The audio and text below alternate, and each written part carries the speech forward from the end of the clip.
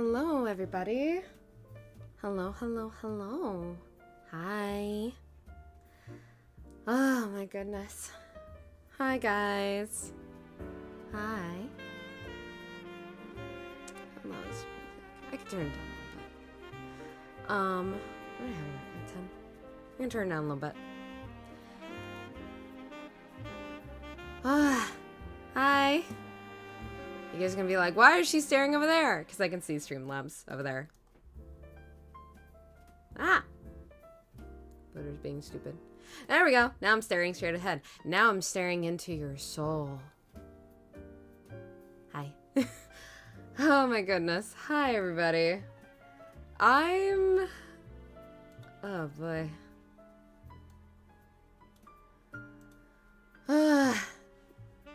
Chad, I'm gonna be real. I'm really tired. I kind of have been wanting this week to be over. Gonna be real, since this week began. Hi, Funnel. Hello. Yeah, no, this I'm gonna be real, chat. For me, I don't know about anybody else, and I feel like it's kind of been going around, at least with the people that I'm friends with. This week has kind of sucked ass for a lot of people. And I'm so sorry if it has for you. And I really hope you guys can get a break and relax, you know. Take some time for yourself, take a breather, get some food or snacks or something that makes you happy. This week has not been great. Oh my gosh. I'm not gonna go super into detail about the stuff I've been going through. One of them was in fact voice actor related. And it was very frustrating because I was reached out to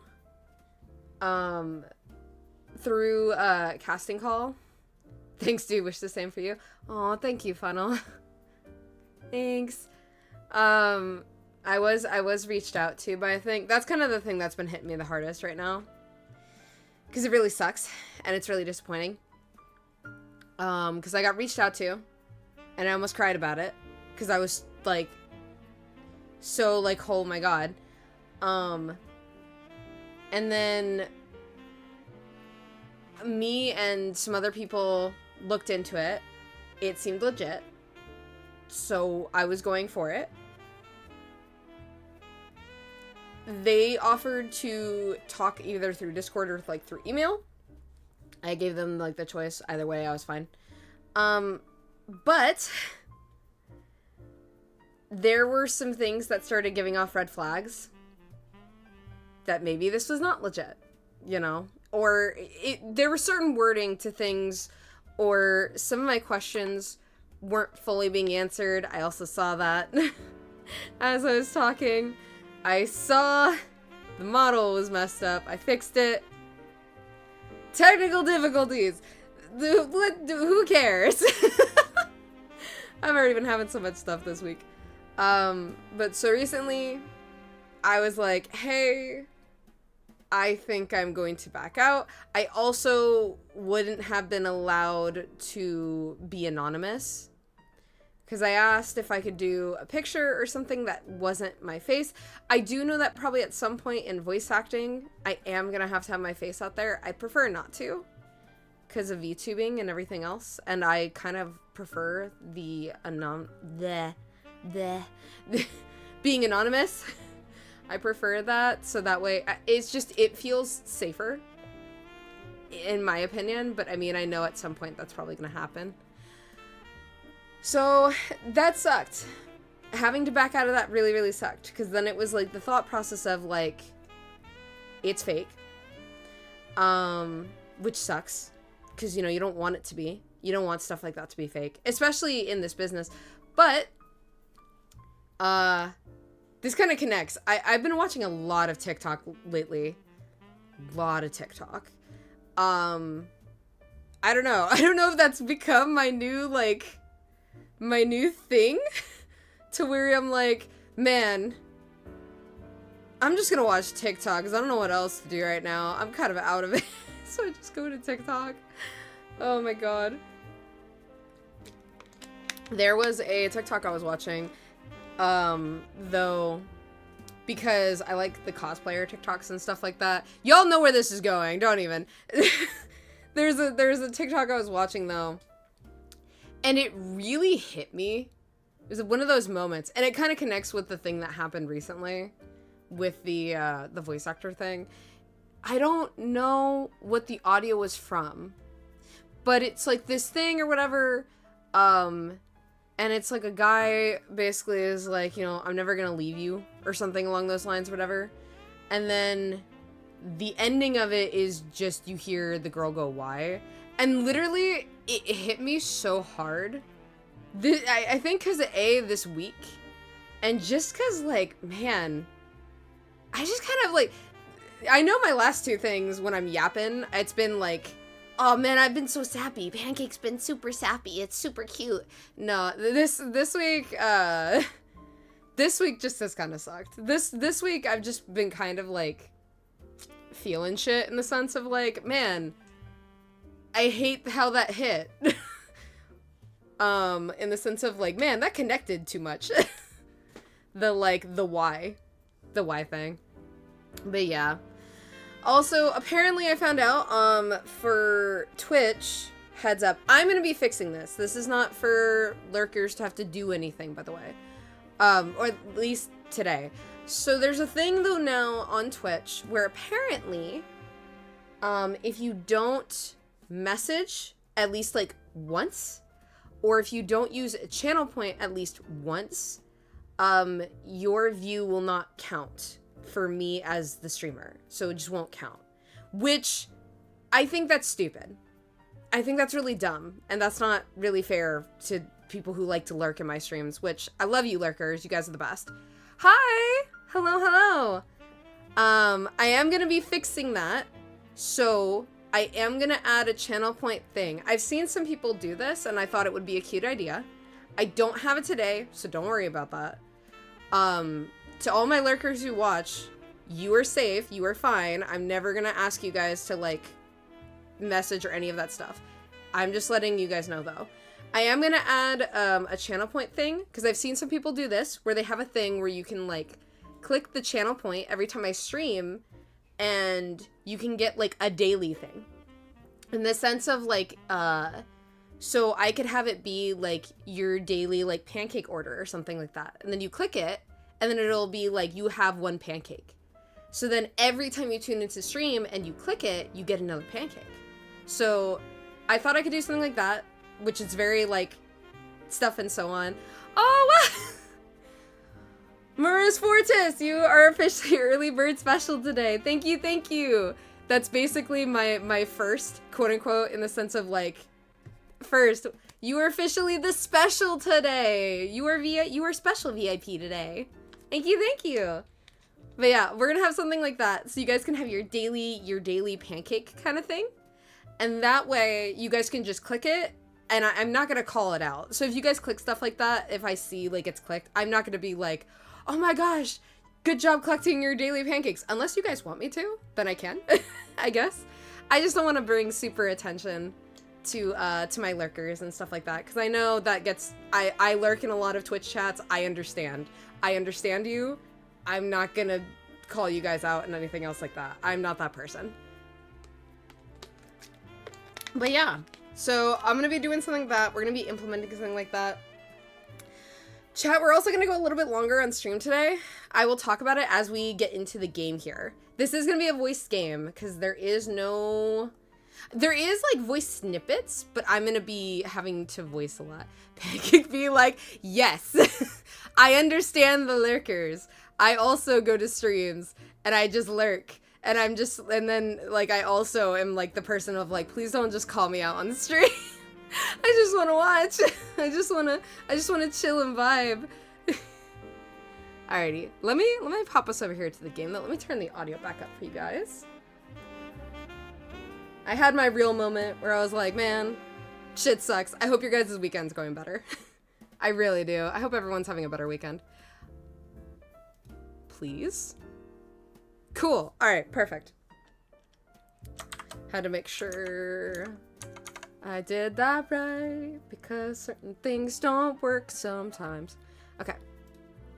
Bam! Okay. Here's the week getting better for you. Here's to all your guys' week getting better too, if you guys are also kind of struggling. This has been a week. Good, like, I love you guys. I hope you guys have a great week. It's on the house. Oh, wow. Oh my god. Where's Fortis? What? Oh my god. You didn't have to do that.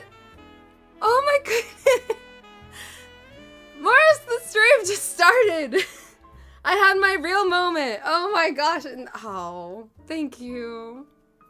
Oh my gosh, that's so sweet of you. You did not have to do that. Thank you so much. Oh my goodness. Oh, thank you. Thank you so much.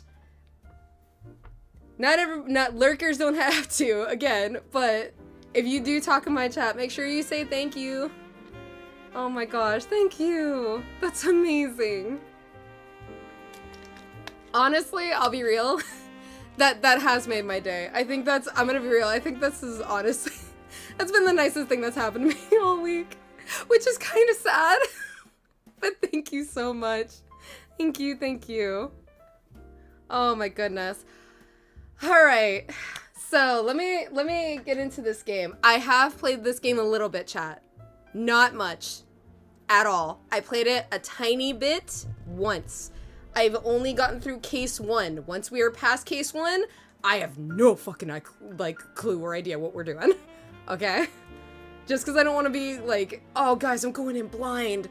I don't know anything that's happening. No, I played case 1 at one point because I was given this game a long time ago. Other than that, I know nothing. I don't know any of these. I know none of these. I only know this first case.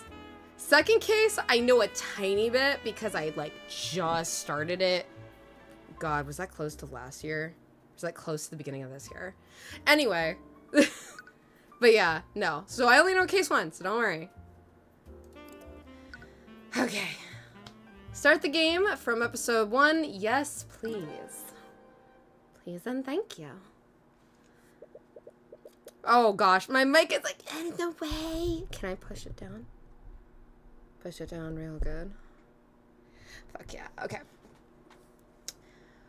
Oh boy, I don't remember any of the voice, because when I got this game, it was like I was doing voices with the person that bought me this game. So we'll see how this goes. Oh boy. The fields of battle are filled with suffering and despair. On them. Also, sorry about the fan. It always, my room gets super hot all the time. I always try and angle it so it doesn't go into the mic. So sorry about that. On them are a clash of souls. Souls brought to conflict by the corrupt powers that rule over them. I don't remember who this is. I see this name. I don't remember who this is. Wait, is this the one? I was transporting a client in my carriage that evening. We were driving by the McCoy Tavern. The McCoy! Oh, fuck. What is McCoy from? That name is so familiar. Not even this game. Oh, McCoy is from something and I can't think of it. The McCoy Tavern when we heard a disturbance. Oh, it's this guy! I do remember him. Right! Oh! It's this guy. But yeah, chat. Also, Ace Attorney with magic. That's all you gotta know. That's all you need to know about this game. I was worried that something was amiss, so I walked into the building to see what the commotion was. There I saw the defendant. She was lit by the blue glow of the dining room lights, and she was stabbing the victim with her magical sword. Objection! There's his voice. I'm gonna turn this up a bit, chat. That didn't sound very loud. I'm gonna turn this up a tiny bit. We'll go to 15. Maybe that'll be louder. So there is snippets of voice acting, but that's about it. It's the same thing as Ace Attorney. The Hatfields and McCoys. That's what I'm thinking of! I was like, I know the McCoys. I know that name. Is that a real thing? Is that a real history thing that I'm just not thinking of right now? Also, should I have... No, I'm not gonna have my cursor. I'm gonna give you guys all the... I'm kind of blocking it, sorry. Mr. Rudolph, you testified that you saw my client murdering the victim. And you supposedly saw her casting magic while doing so. Yes, I could never forget such a grisly sight. That moment was burned into my memory. I see. What? What? Huh? Wait. Why is this happening? Wait, what is happening? What is this? Great work. Emotes are being delivered to supporters. What? Oh! Wait, what? What is this? Oh, is that for the train? Oh, it is! Oh my gosh, thank you so much. Enjoy your new emotes. Oh my gosh, you deserve it. Thank you so much. I just I saw it pop up on my phone and I was just like, wait, what are these emotes? Where did these come from? Oh my gosh, well enjoy, the danger dance. Enjoy your new emotes, everybody. Oh my gosh. Those looked really cute. I see. Well, it's funny that you say that. How so? Because your entire testimony was a complete lie. What? Objection! Oh, I remember her! Oh, I liked her. I like her. She's really cool. Are you accusing the witness of perjury? Surely you know that such accusations can't be made lightly, Mr. Cuthbert. My accusation is far from baseless, Steelwind. Think about the state of the crime scene at the time of the murder. The witness couldn't have seen anything, much less a homicide. Oh, hey! Hello, mysterious woman. Right! We have a power! Just like all the Ace Attorney people. We have powers. He's freaking out. But on this battlefield, there are still a few people who carry the ideals of justice within their hearts. But you have to wonder sometimes, are these ideals truly just? Or are they simply lies fed to us by our elders? That got kind of real. Damn it. Oh! Hey, violence in this. Hey, chat, there's violence. It's an Ace Attorney game. If I get an issue, if they have an issue with it, it's an Ace Attorney game. Come on. Damn it. Oh, okay. I remember. Flinthot, you fool. Why couldn't you have just listened to me? Hey! Rudolph, I require your assistance. Yes, sir? By the skilled lord, what did you killed him! Yeah, and? Yeah, and?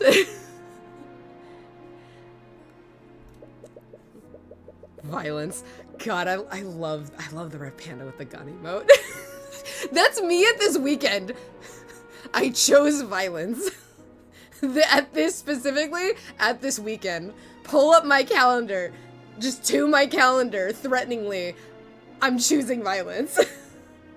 Give me the next week. Give me it. I demand you. Alert the town guard. Tell him that you saw his daughter fleeing the scene. My British accent's not coming out today. Nor is it very strong to begin with, but you know. It's choosing. God, this week. I'm sure their neighbors heard them arguing with each other. They'll immediately suspect her. Oh, you not agreeing? At once, sir. Oh, he don't agree. Episode 1, The Cold-Hearted Aristocrat. Do you guys remember the Aristocats? That movie? It's a good movie. It's a goofy movie. Well, I guess not really, because it's literally cats. It's like, not some great things happened in that movie. I guess not. It's an old movie, though. Earlier that day. I remember this as well. You feel yourself slowly succumbing to unbearable pain.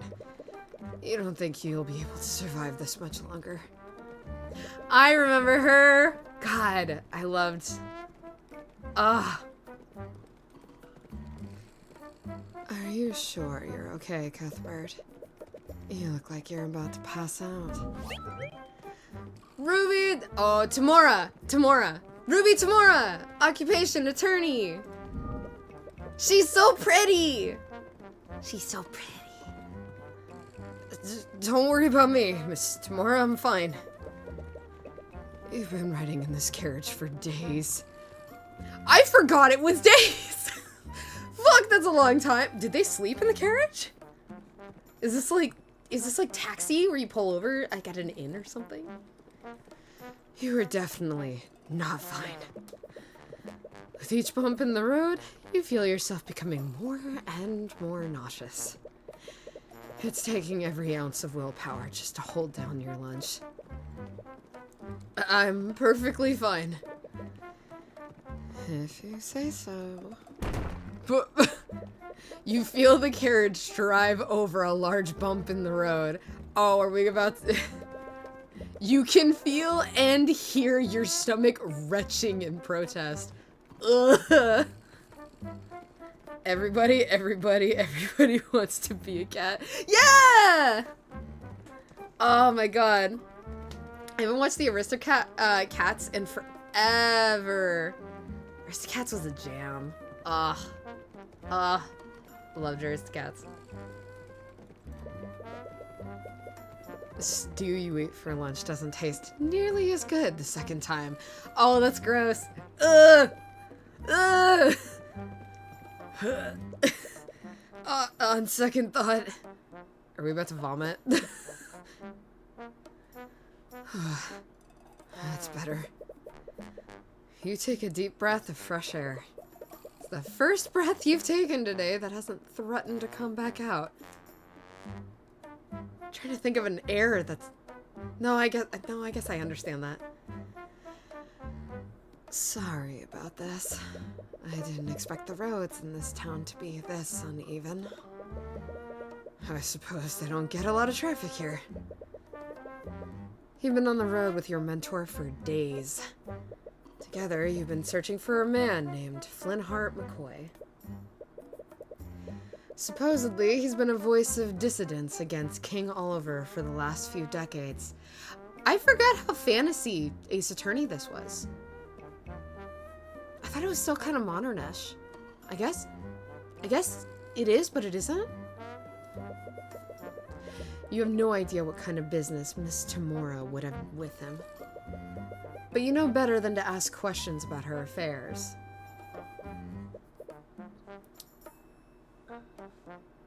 Hello, travelers. Welcome to Cornhaven. A local merchant steps out from one of the nearby shops.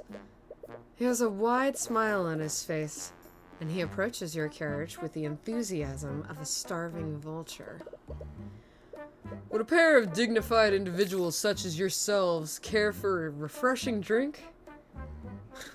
Those clothes. It must be from the city. He certainly has a friendly expression, but his thoughts seem very analytical. Well, I don't need a drink, but... Miss Tamora glances at you, and your stomach rumbles in agreement. Ah, of course. I have just the thing for an upset stomach. With a carriage like that, I bet I could fleece them for long. His thoughts and emotions are laid bare through your eyes of Horus. There's our power! There's the name! Name drop. But the merchant's expression doesn't betray a hint of what he's truly thinking. You wonder if his false smile could get any bigger. At this rate, he might dislocate his jaw. How about 2 flasks of apple juice?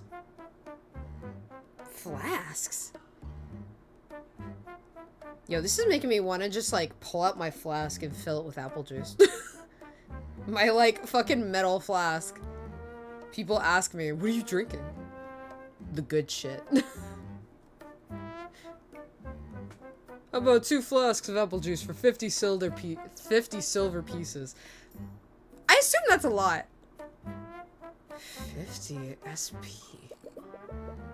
You may find the price daunting, but this is organic and fresh-made apple juice. It's just store-bought juice, but I bet they can't even tell the difference.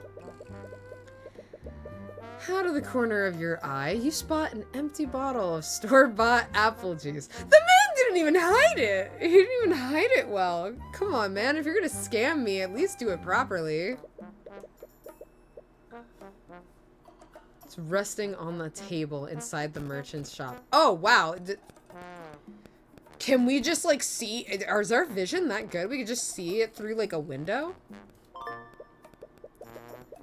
I will say, while I quote-unquote remember chapter 1, I actually don't remember that much, chat. This is all still gonna be kind of new here and there, because I kind of forget some of the things and or dialogue and all that stuff. So this will still have, like, genuine, like, what the fuck? I don't remember this. Store-bought apple juice. Look at this pixelated apple. It's so pixely. The Cornhaven merchant has a bottle of store-bought apple juice. It's resting on his table inside his shop. It's suspiciously empty. Store-bought apple juice has been added to your notes. Notes. Tyrion will make mental notes of notable clues he sees in the world. These notes are instrumental to solving mysteries. Just like Ace Attorney. And progressing through the game, you can check these notes at any time by opening the toolbar in the top left corner of the screen. Okay. Trust me, it's worth the extra gold. You said silver! Now is it gold? Wait! The man just flipped, like the pricing without us even, like... Crazy! Normally the price wouldn't matter that much to you. But you don't appreciate being treated like an easy mark. Contradiction, testimony, witnesses. I can read that fast. Argument! Fuck you! Did I win? There's my argument. Again, violence this week, chat. You started an argument with another character. During an argument, your opponent will make claims that you need to respond to. Responding correctly will lower your opponent's confidence. Responding incorrectly will lower your confidence. And once you run out of confidence, you will lose an argument. Cool! Can't wait to see me lose this. This will be fun. I think you need to elaborate. You said that this apple juice is organic, but where is it made? It's produced by the hardworking people of this town, of course. Yeah, is it?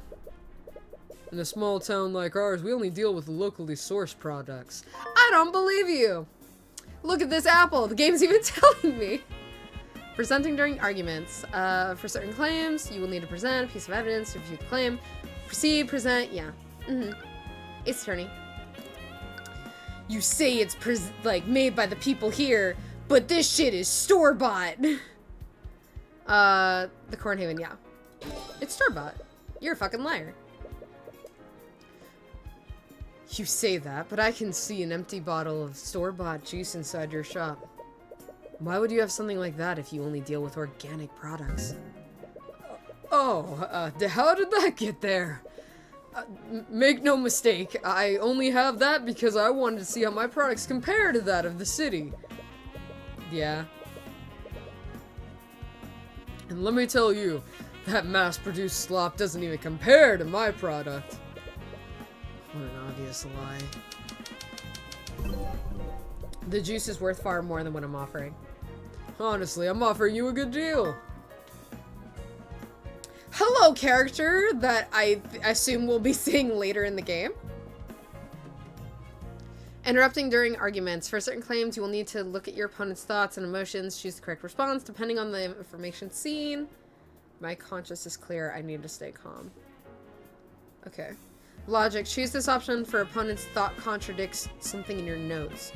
Intuition. Choose this option if your opponent's thought contradicts their claim. So I assume intuition is what we want to go with. empathy. Choose this option if your opponent's emotions contradict their claim. I think it's intuition, because it's going to be thought. Because he knows. Yeah, I only sell this stuff for 5 SP a flask. Oh, thank God it says it right there. Okay, cool. I was about to say, I'm not going to remember this. I'd have to write that down. Intuition. Sir, it's obvious these flasks are only worth 5 SP. What? How did you... Well, it's clear you're a very shrewd man. Right.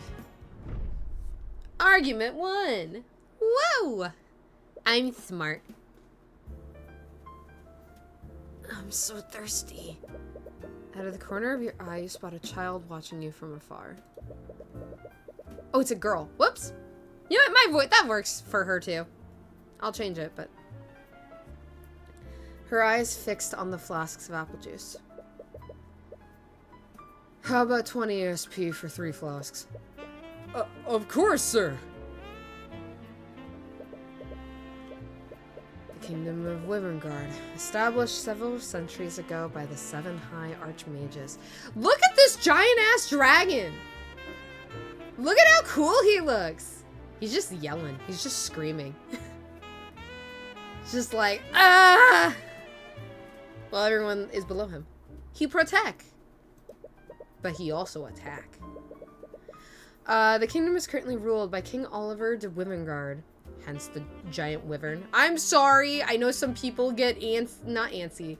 They're like, it's a wyvern, not a dragon. Sorry. The kingdom is currently ruled by King Oliver de Wyverngard, so wyvern, and the mages of his nobility. The nobility will tell you that our marvelous kingdom is a land of prosperity and happiness. A land where its people share the wealth and succor provided by the kingdom's magic. Not kings. Thank you. I haven't had anything like this in years. The child's passing thoughts tell you exactly how much succor the kingdom is sharing. Not a lot. I didn't know you had such an eye for rural economics. Well, I suppose I just had a... Whoa! Hey, VTube. Oh my god. Whoops. Hold on, chat. Technical difficulties. Holy shit. My VTube kind of broke a bit. What the fuck happened? Okay, I'm gonna fix it. Hold on. That was weird. What the fuck? Oh my god. Okay, what's going on?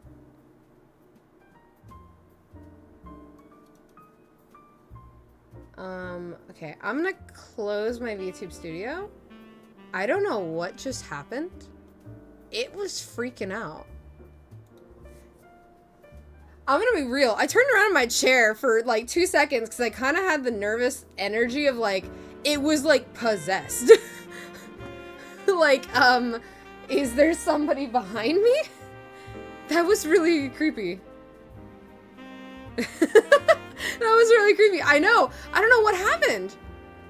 I really don't know what happened. Okay. I restarted my VTube.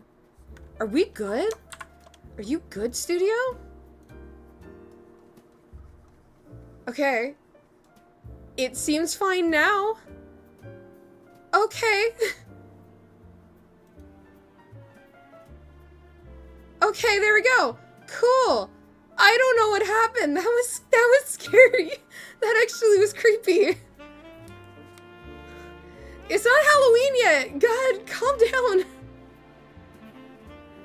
I just rejoined when everything went down. I have destroyed your avatar. What the fuck, Puddle? Why would you destroy my avatar? Dude, it was like possessed. I actually turned around in my chair to see if there was somebody behind me because that actually scared me so bad. I was like, is there somebody behind me fucking with the model?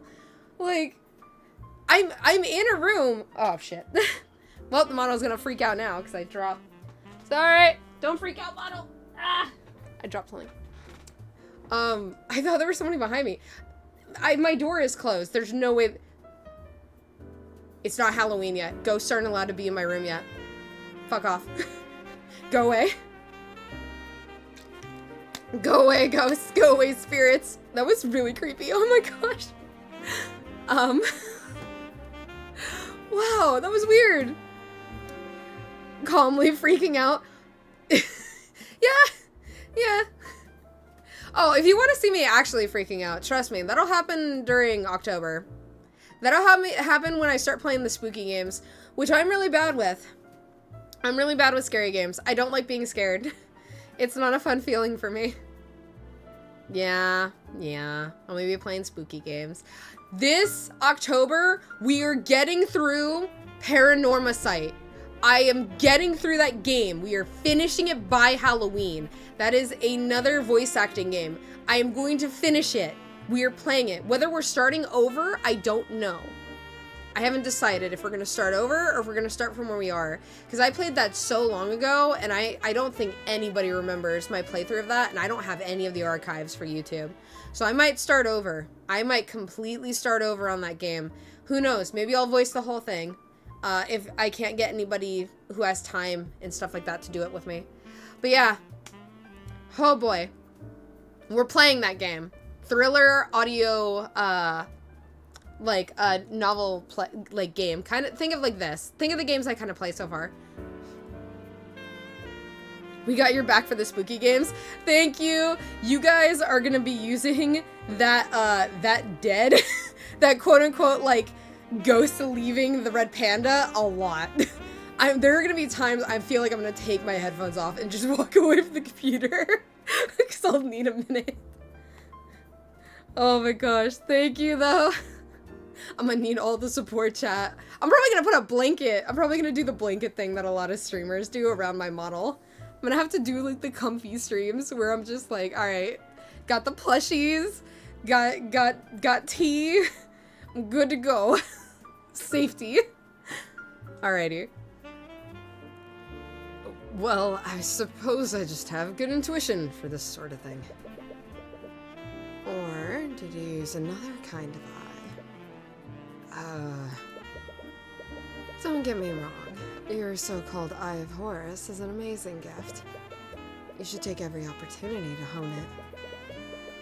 But try to be more subtle next time. If I can see through you, others will be able to as well. Right. Anyways, I did some asking around while you were haggling. Supposedly, the McCoy Tavern should be north of here. Let's go then. My tip is correct. This should be the place. Wait, this is the McCoy Tavern? With the state it's in, calling it a tavern is pretty generous. You find it hard to believe that this has a secret meeting place for dissidents. But now that you think about it, maybe that's the entire point. This tavern has been shut down for years. Nowadays, Flintheart just uses it to host his rallies. Although, I do wonder how they've been keeping themselves afloat for this long. Hi. He's just yelling, okay. Hey, you lot. The McCoy Tavern is closed. I'm gonna be using that deep voice a lot. Quote unquote deep voice. A gruff man approaches your carriage as you step out of it. We took another carriage? How is Tyrion not vomiting? He's eyeing you and Miss Tamora, a clear look of contempt on his face. I take it that you're Flintheart McCoy? I am. What of it? Flintheart McCoy. He's unemployed! Sorry for not writing ahead of time, but I'm Ruby Tamora. I wanted to speak with you. Ruby Tamora. Wait. The Ruby Tamora. Any animosity he initially had immediately vanishes. He lets out a laugh. It's as if he were meeting an old friend. Why didn't you say so? Come on in! You didn't expect someone like him to know about Miss Tamora. But you suppose it makes sense. They both fight against the same enemy. albeit in different ways. What is that one picture in the right? That's a really cool picture. That looks really pretty. Sorry about the mess. We haven't exactly been... Well, anyways, what brings you here? I take it you didn't journey all this way to see my wrecked tavern. I'm here on behalf of a client. We have a proposition that you might be interested in. Is there anywhere we could talk more privately? Sure. The kitchen is empty. Wonderful. Tyrion, stay here while I speak with McCoy. What? Don't you need my help? There's no need for that. Like hell there's no need for that. If she's trying to make a deal with Flintheart, you could easily read his thoughts to help her. You desperately want to object, but she shoots you a stern look that causes you to freeze up. You slowly look away from her. You spend some time waiting alone in the tavern's dining area. Oh, hold up, chat. Cat. Hold up, cat. Cat, real life cat, hold on.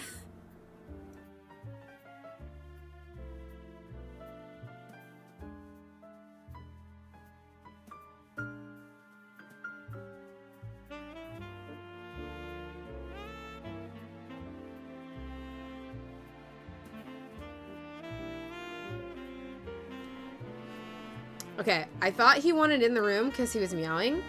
And then I opened my door and he went and just stared at me. And then he walked away. So no cat, never mind. No cat interference. You spend some time waiting alone in the tavern's dining area.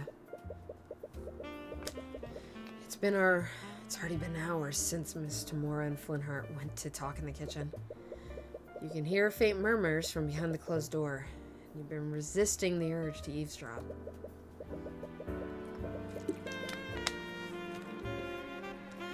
But even from here, you can tell that their conversation is slowly becoming more frustrated. It looks like they're gonna be a while.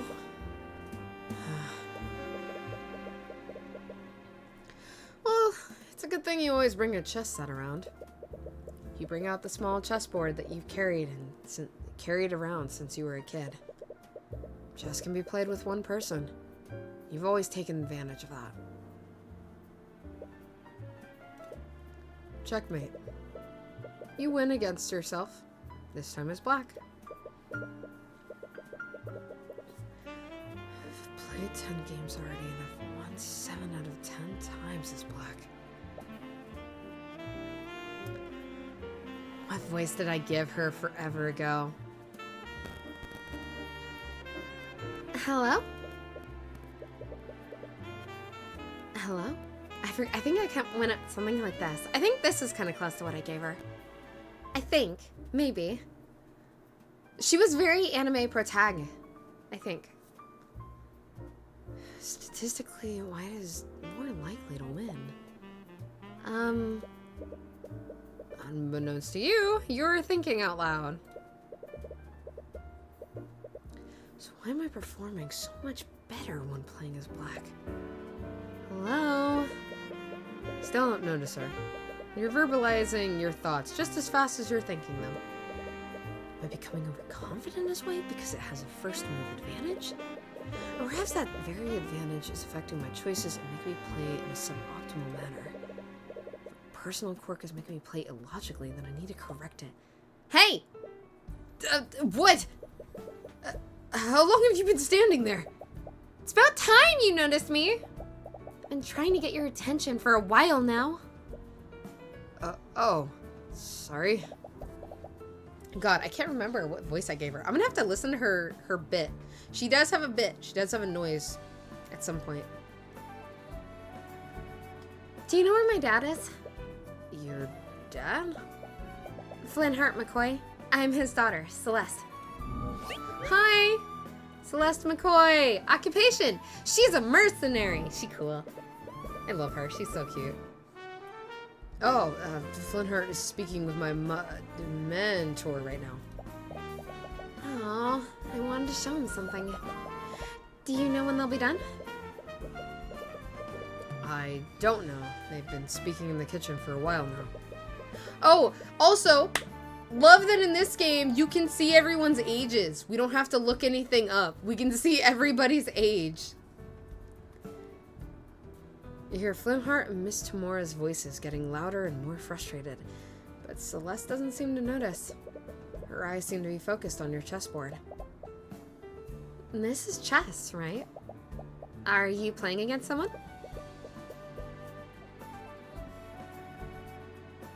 Oh my gosh, chat. I think I'm also having allergies right now. Blah! Could this week, please, spare me a day? Oh, I'm playing against myself, actually. So sorry if my voice sounds nasally. Oh my god, I think I'm having allergies now too. Fuck! Oh, that's...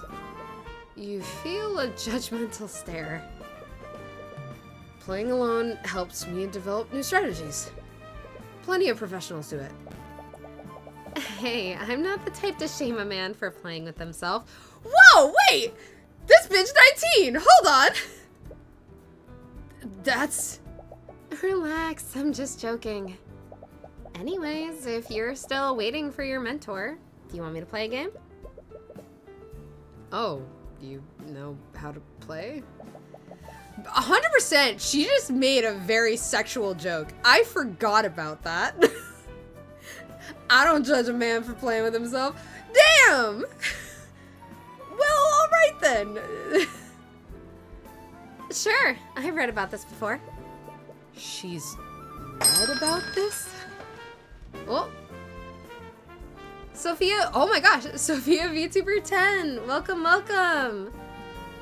Thank you so much for the follow. Welcome on into the Cafetery. I hope you enjoy your stay, no matter how long or short it may be. Welcome on in. How are you? I love your Twitch streams. I also follow you on Twitter. I'd be happy if you follow me back, please. Oh, wow. Thank you so much. I appreciate it.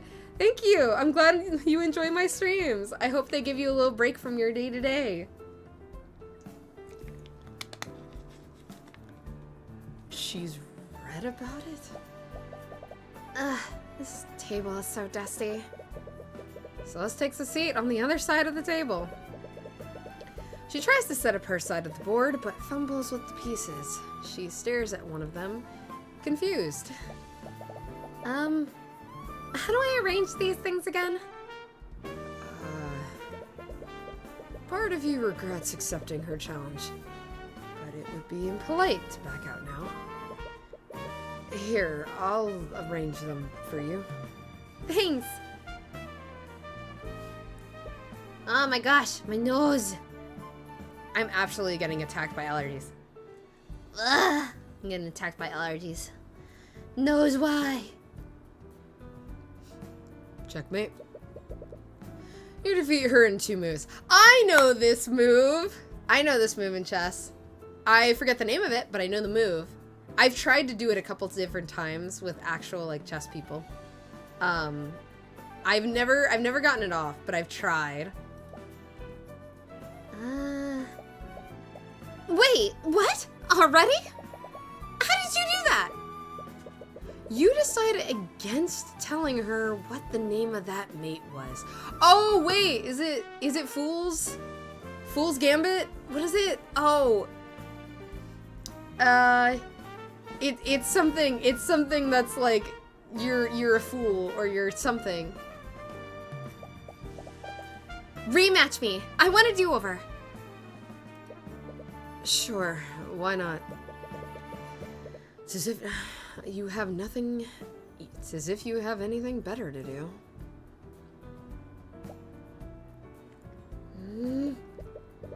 Celeste's brow furrows as she tries to decide on her next move. But she hasn't realized that the game is already finished. Here! She moves her knight into position to attack your queen. Should have stopped your assault on her king, but checkmate. Scholars mate this time. What? Come on! How do you keep doing that? You look at the closed door to the kitchen. Flintheart and Miss Tamura's discussion is becoming louder. It doesn't sound like they'll do anything anytime soon. Again, I'll definitely beat you this time. We'll see. For someone who had clearly never played before, she's quickly improving with each game. It's impressive. She's observing your strategies and adapting them to her playstyle. With the way she's playing now, she could even defeat a nationally ranked noble. How many games have we played? Checkmate. But even so, you've been playing this game a lot longer than she has. How are you always one step ahead of me? It's like you're reading my mind. As if you'd even need to. Just one more game. I'll get you this time. Hello, Cuthbert. Mr. Moore emerges from the kitchen with Flintheart. They both look mentally exhausted. It looks like negotiations didn't go well. Hi, Dad. Oh, hello, sweetie. Flintheart looks irritated, but as soon as he sees Celeste, he quickly hides it behind a smile. You wonder what their discussion was about. What's this? Some kind of game? Miss Tamura glances at the pieces on the board. Don't feel too bad about losing to him. He's nationally ranked. Oh, you're a professional. Is that why you're wearing a suit? No, chess is just a hobby. I'm actually a defense attorney. An attorney? Speaking of which, we should probably be on our way. Sorry for refusing you after you came all this way. I really respect what you're doing, but I don't want anything to do with your mage friends. Ooh!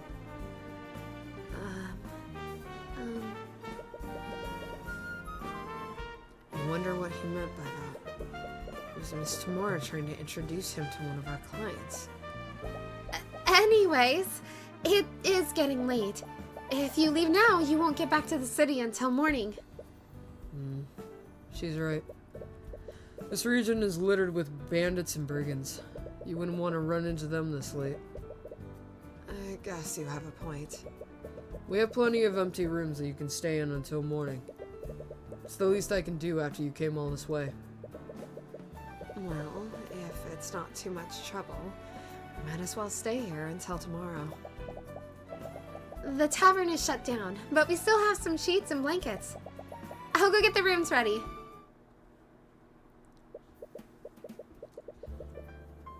Celeste and Flintheart leave the dining area to get your rooms ready. You are left in the dining room with Miss Tamura. So, I take it the negotiations didn't go well. No, I didn't expect him to be so stubborn. Honestly, I have no idea what that man has against mages. Well, there is one way to find out. Why are you being so secretive? If your business with Flintheart is related to our clients, I can help. It wasn't important. And your presence was not necessary. It's such an obvious lie.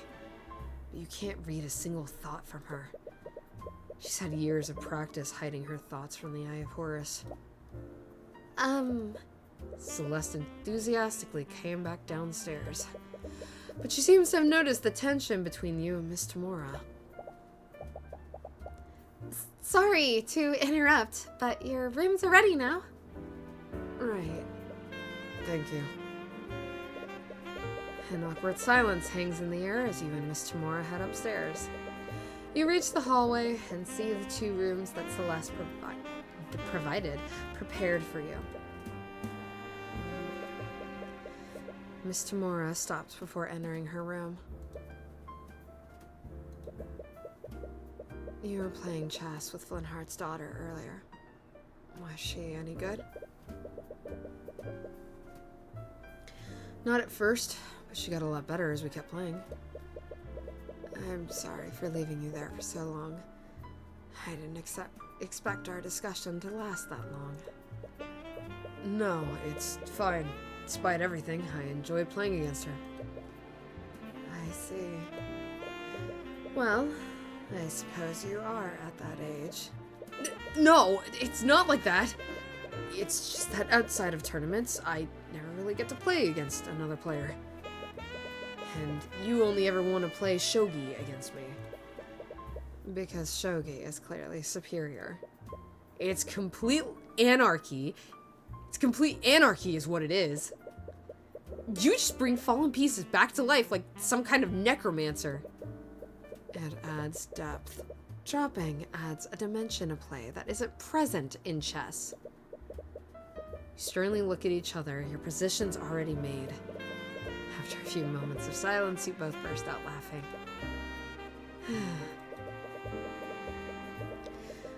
I'm sorry if it looks like I don't trust you. I know you're just trying to help. But there are some things about my work that I just can't tell you about. I forgot. There's a thing over here like that says Arcane Art None. You can see like her occupation, age, and like the arcane art. I guess that she's a mage. Think of like Dragon Age. Mages are frowned upon is this kind of world. Or it's like you have to be like registered. You're like magic and that you're a mage. If you're not, you're an illegal mage, quote unquote. Oh, maybe I should. Can I just realized this is an Ace Attorney game. Can I real quickly here?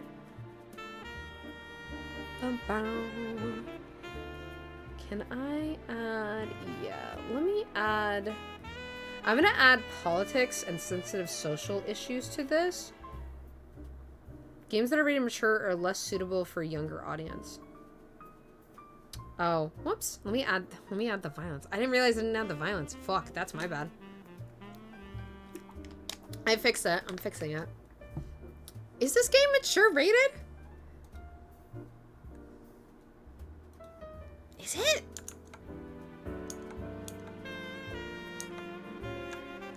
Can I see what the rating is? Does Steam have that?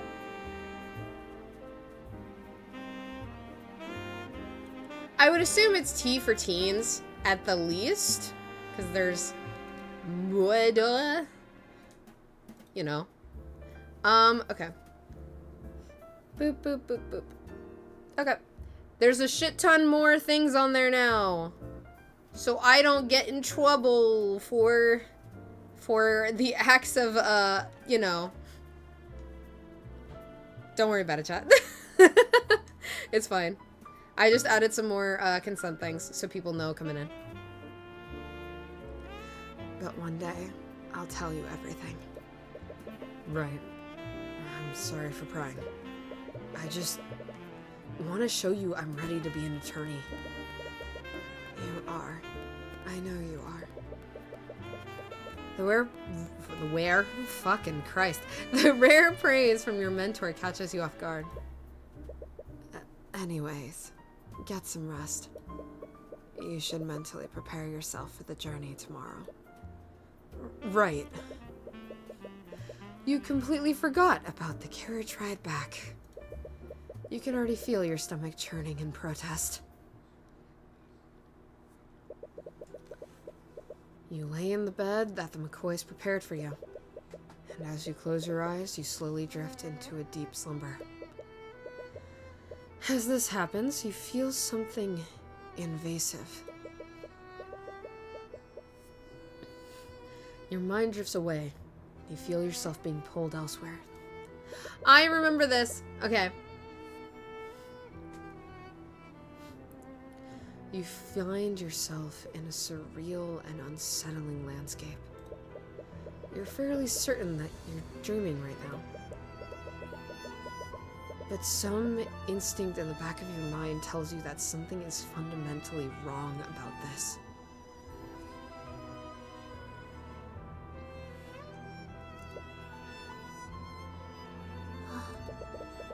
You see a woman in the far distance. She's staring directly at you.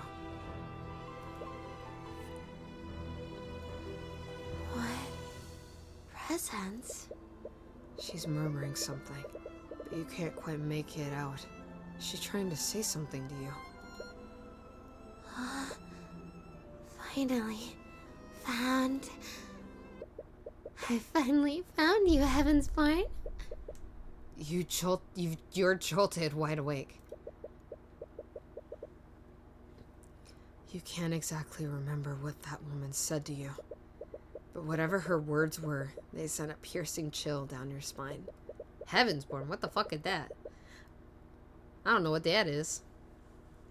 Chosen one! That's us. That's what we are. We're just the chosen one. Your breath is heavy and your heart is beating at 100 miles per hour. Calm down. It was just a dream. At least, that's what you try to tell yourself. Please, just let me explain. I don't want to hear it. You hear two voices of Celeste and Flintheart ring out from downstairs.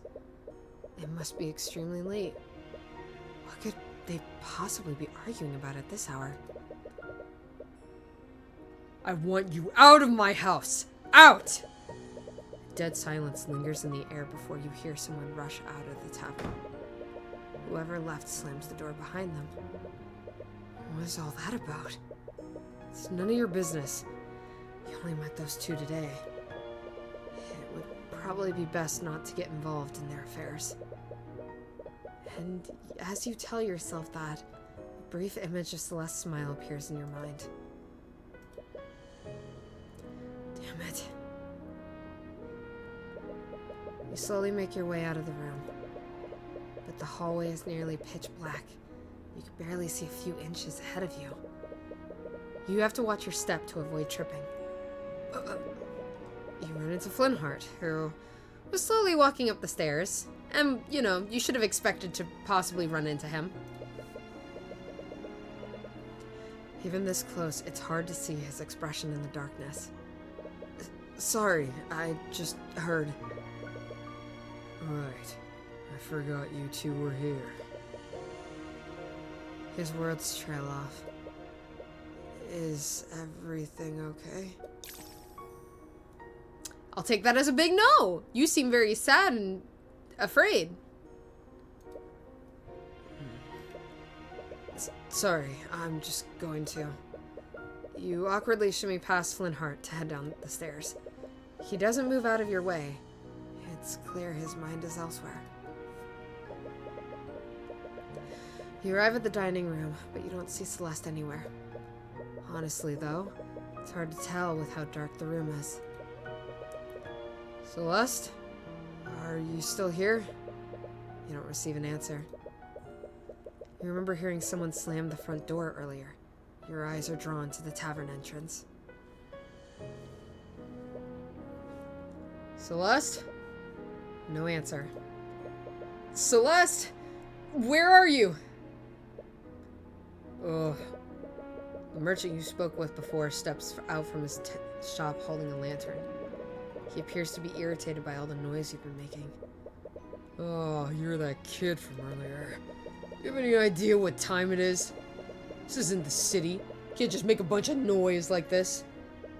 Right, sorry. I was just looking for Celeste. Who? Celeste McCoy? She's Flintheart's daughter. The merchant's expression becomes a little colder. Oh, they don't like them. Do you know them? What do you want with that bastard? Damn mage. Oh. What? Those two probably woke up half the street with all their yelling. I don't need you keeping us up too. If I hear any more noise, I'm gonna call the town guard. Before you can get a word in, the merchant walks back into his home in a huff. You look around, but you still don't see any sign of Celeste. You decide to continue searching.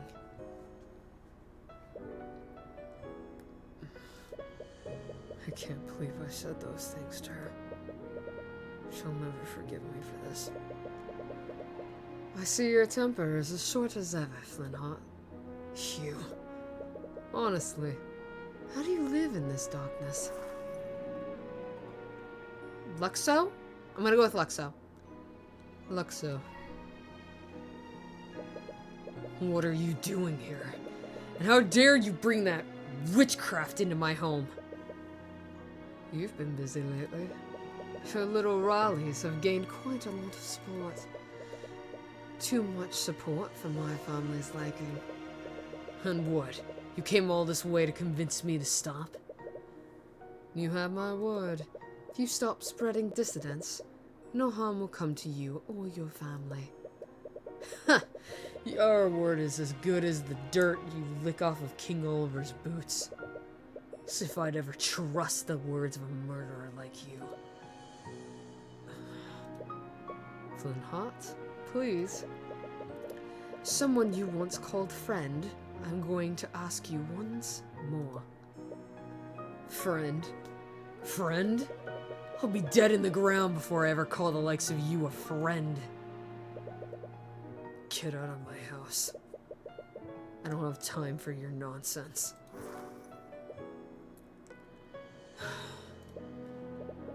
Unfortunately, I don't think you'll have much time for anything. Damn it. Damn it! Flintheart, you fool! Why couldn't you just listen to me? Rudolph, I require your assistance. Yes, sir. Alright, well, we saw this scene already. By the skilled lord, where did you killed him? Alert the town guard. Tell them that you saw his daughter fleeing the scene. Sure, the neighbors heard them arguing with each other. They'll immediately suspect her. At once, sir. That sucks. So you guys remember Maya from Ace Attorney? You've been searching for Celeste for a while. How long have you been outside? 2 hours? 3? However long it's been, it's clearly taking a toll on you. Where is she? What am I gonna do now? You hear a faint voice. Could it be... oh!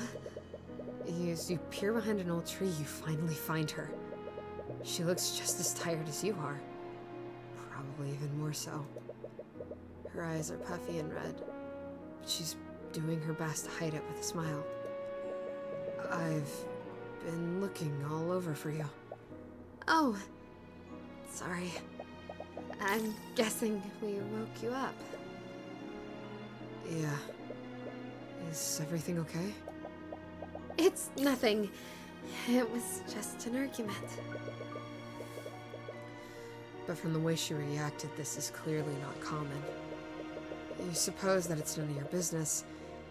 You decide not to pry further. Have you been looking for me all this time? I have. Thank you. But I'm okay now. You should head back. What about you? I think I'm going to stay out a little longer. You know that you should mind your own business, but... I'm sure whatever happened between you two, it's nothing you can't talk out. It doesn't happen a lot, but sometimes Miss Tamora and I get into fights too. But no matter what happens, we were always able to talk through it. Sorry, I know it's none of my business, but I just... No, I really appreciate it. Thank you. You're right. Let's head back. God, I really wish I could remember her voice that I gave her before. I really liked it. I can't remember if I'm doing the same one when I first played this. But I was really proud of the voice that I got for her when I was doing it. I actually, me and this person, like, voice acted this game in front of, like, 2 of our friends. And they both were, like, really impressed because we were doing all the voices. He was doing all the male and I was doing all the female. It was really fun. What? What? You arrived back at the McCoy Tavern. But it's now surrounded by several carriages and knights clad in armor. In plate armor. Guys, the police! They're knights! That's pretty cool. Is that the Inquisition? But nobody expects them! What? The Arcane Inquisition. They're an order of knights that investigate crimes committed using magic. Are you saying the word crime? As you say the word crimes, you and Celeste share a glance and come to the same realization. Both of you rush towards the tavern, but Celeste outpaces you by a large margin. What? No! No! She reaches the tavern before you, and before anyone can stop her, she takes a look inside the inn. Whatever she saw makes her cry out in anguish. She drops to the ground in tears.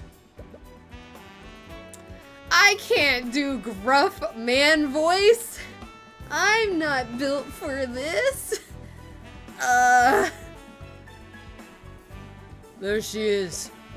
Celeste McCoy, by the authority of the Wyvern Guard Crown, I'm placing you under arrest.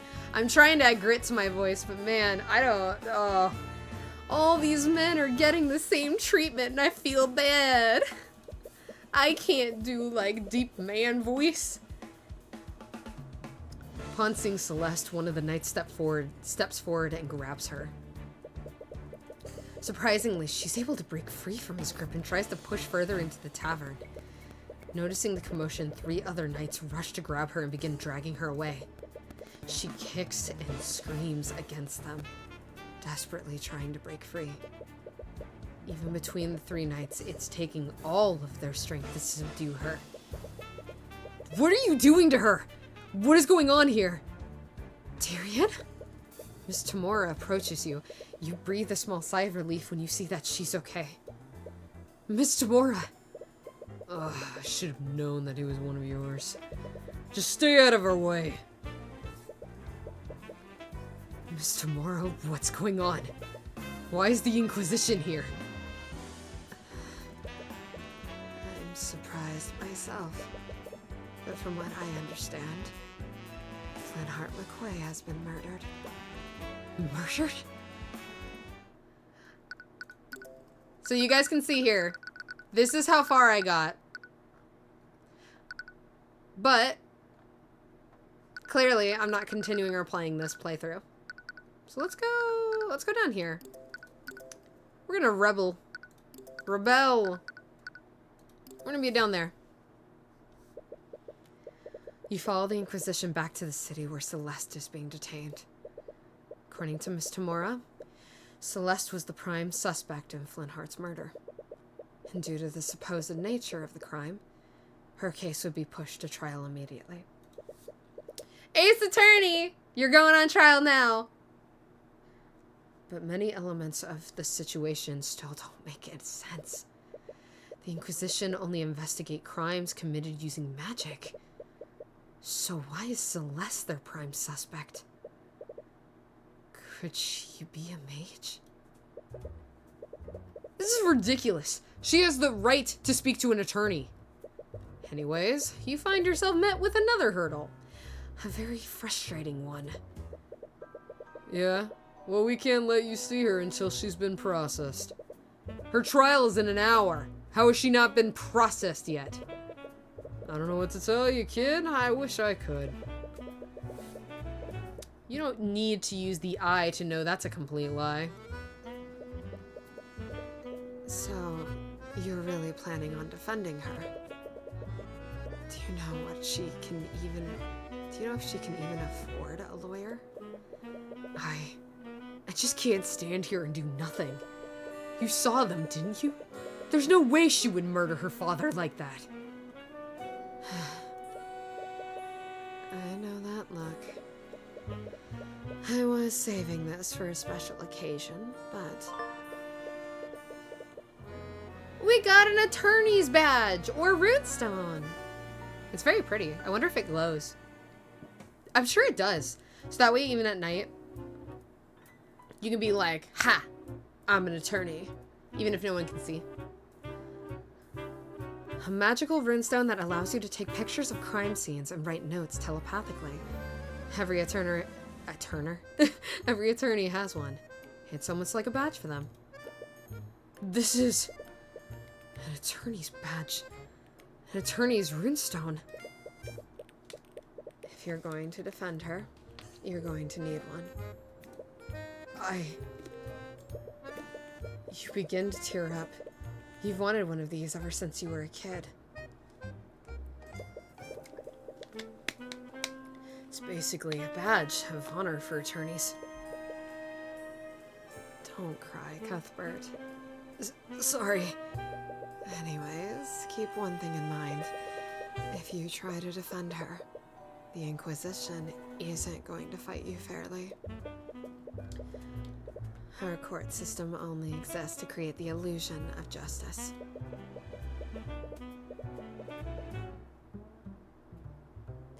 They hate people like us, and they'll do everything in their power to sabotage you. Damn it. You knew that they'd try to get in your way. You didn't expect them to do it this blatantly. What's all this noise? You're that knight from the tavern. It's Commander Orm White to you, kid. Name, Orm White. Occupation, knight. I had a feeling Tamora would be sniffing around this case. He's 64! He has no arcane. But I didn't expect her to send a kid to do her dirty work. Commander, he says he wants to talk to the mage. And? She's got a right to an attorney, doesn't she? Well, she hasn't been processed. Oh, he's one of the, he's a goodie. He's one of the good ones. Oh, he's Gumshoe! He does kind of have the, no, what's his name? Is it Detective Bad? I think it's Detective Bad from like the Edgeworth games. He's a Detective Bad / Gumshoe. Commander White looks confused for a moment. The hell kind of bullshit are you trying to pull? Let him through, you idiot. Yes, sir. Dumbass. He was hoping he would be on, like, in on it with him. Man was like, no, you dumbass, get out of the move. The knight leads you through the halls of the dungeon. For something built in the capital, it looks extremely old and decrepit. Everyone here is very sad. Oh boy. You pick up the negative emotions of the prisoners nearby. It's heavy and almost crushing feeling.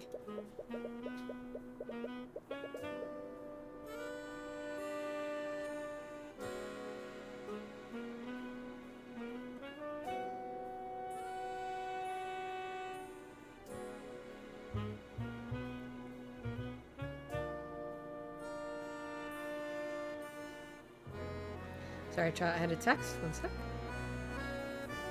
Okay. You've never felt this much concentrated despair before. Oh, it's you! It's you! Wow, I can't get this voice down. I guess we'll just go with this for now on. Hi, hello. Bleh. Celeste is lying down on the cold floor of one of the dungeon cells. Is there no beds? She immediately gets up as soon as she sees you. What are you doing here?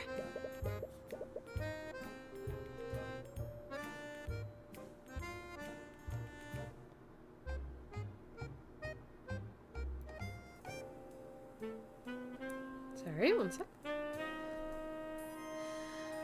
Miss Tamora told me about what happened to your father.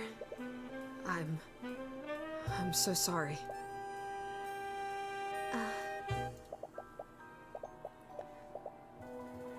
I just don't understand. I don't understand any of this. Why would someone do this? And why are they blaming me for it? I'm not sure about the details, but it's clear there were elements of magic involved in what happened. Since they arrested you based on that evidence, I can only conclude one thing. Celeste, you're a mage, aren't you? There's no sense in hiding it anymore. Yes, I am. Do you have noble blood? Of course not! Why would you say that? Sorry, but the ability to use magic is... hereditary. Wow, that word stumped me for a hot minute. Hereditary.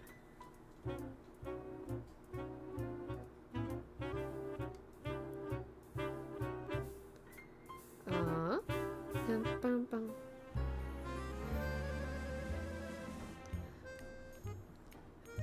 Sorry, the ability to use magic is hereditary. No mages tend to have some kind of noble... Most mages tend to have some kind of noble blood. I honestly don't like thinking about that. I'm the daughter of Jolene and Flintheart McCoy. That's all I need to know about myself.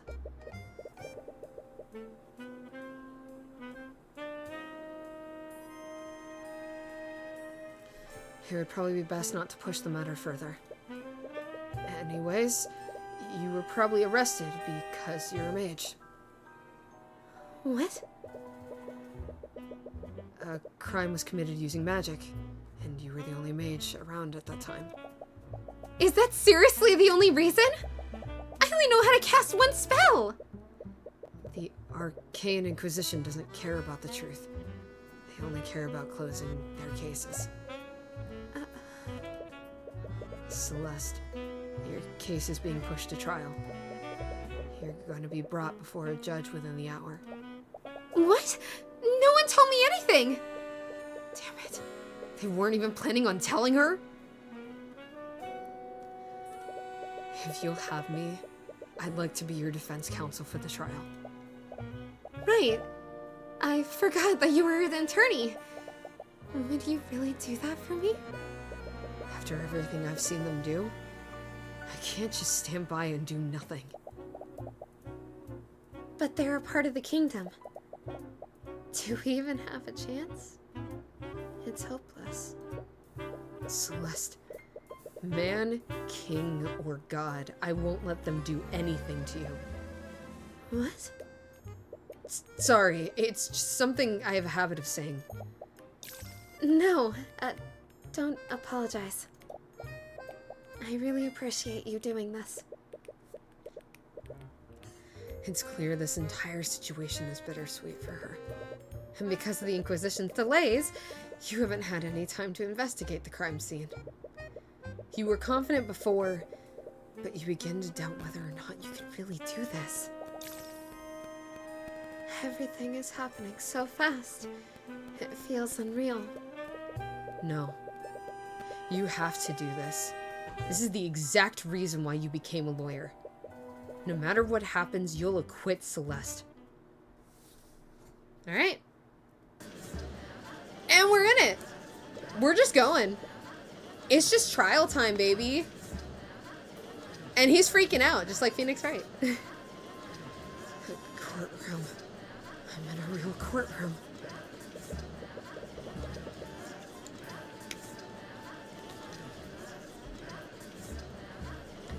Actually, entering the courtroom has taken a lot of wind out of your sails. You've never been here as an attorney before. You've only ever acted as Miss Tamora's assistant. The woman at the prosecutor's bench is staring at you. Miss Tamora mentioned her before, and you went to see Celeste. What was her name again? You think it was Arya Steelwind? Name, Arya Steelwind. Occupation, prosecutor. You can feel the coldness of her glare burrowing into you. Why is she staring you down? Is she trying to intimidate you?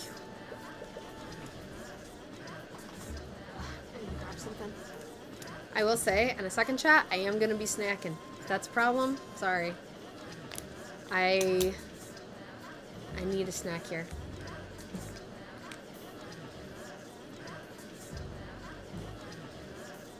Because it's working.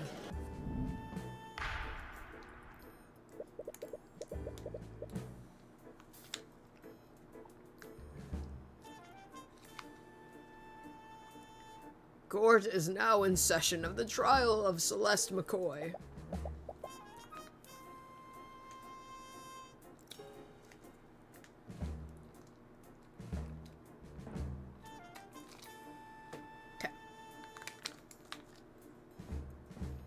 Okay, that helped.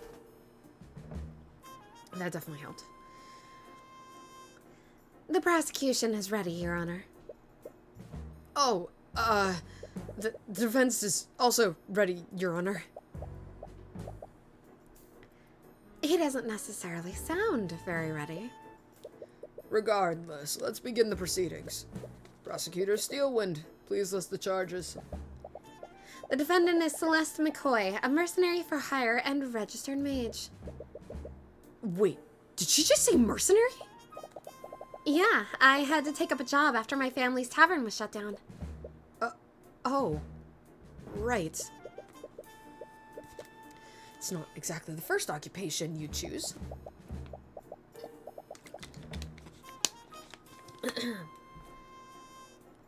She's charged with second-degree murder and negligent misuse of the arcane arts. I see. So there was magic involved. Yes, the crime scene. The crime occurred within the McCoy Tavern, a local inn that shut down years ago. The locals reported hearing... Oh, wait, no, I gave her my normal voice. The locals reported hearing a loud commotion coming from within the building. Hours later, a carriage driver that was nearby checked the disturbance. I forgot she's 18. Oh, shit. It was then that the victim...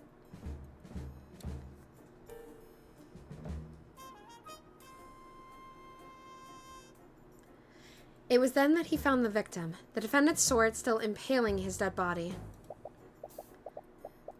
The Inquisition had provided an autopsy report and a record of the sword.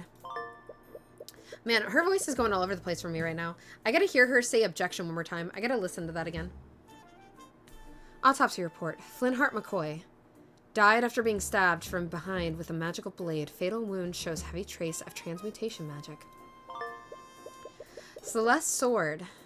The alleged murder weapon. It's an ornately designed sword, but it has no magical properties.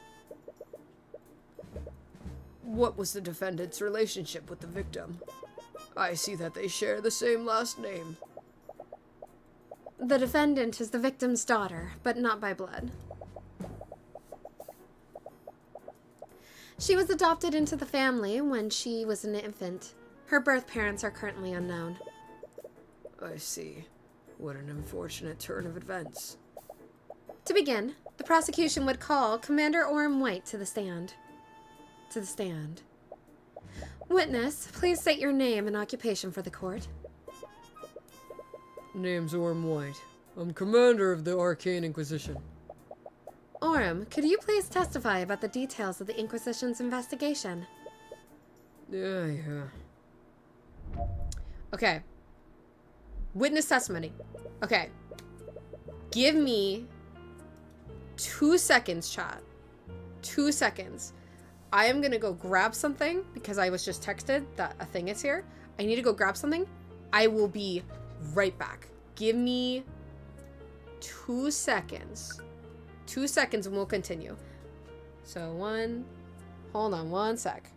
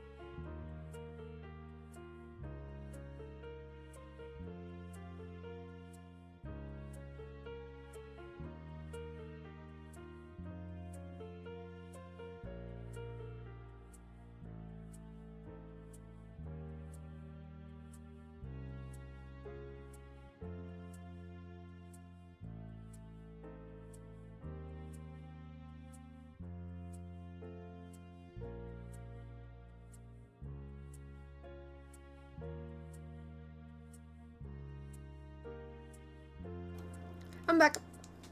Sorry about that. So I made the bad decision again, chat. I didn't eat before stream. And I was getting shaky. So I had to go grab some stuff real fast. So if you don't like crunching and stuff, I'm sorry. I'm trying to do it away from the microphone because I know that some people, like, that's a iffy thing.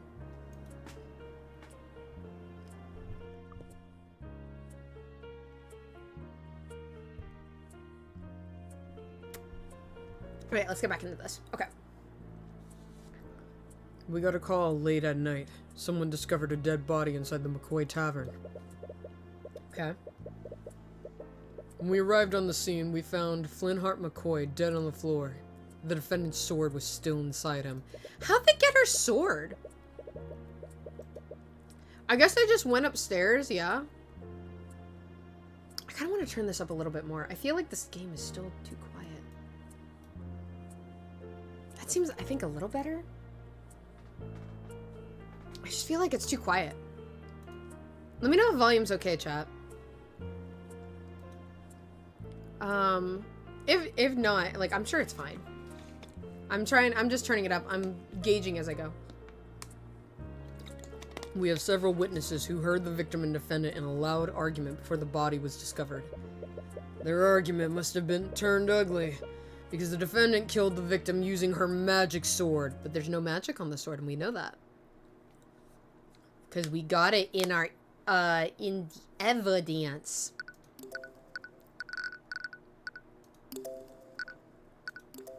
The alleged murder weapon. No magical properties. No magical properties. Also, you can see here, so like Ace Attorney, there is the profiles and everything. But we have spells here.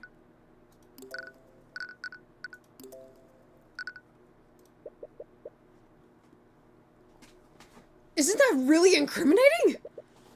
One of her possessions is the murder weapon?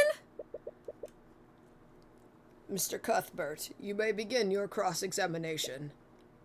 You open your mouth to respond, but nothing comes out.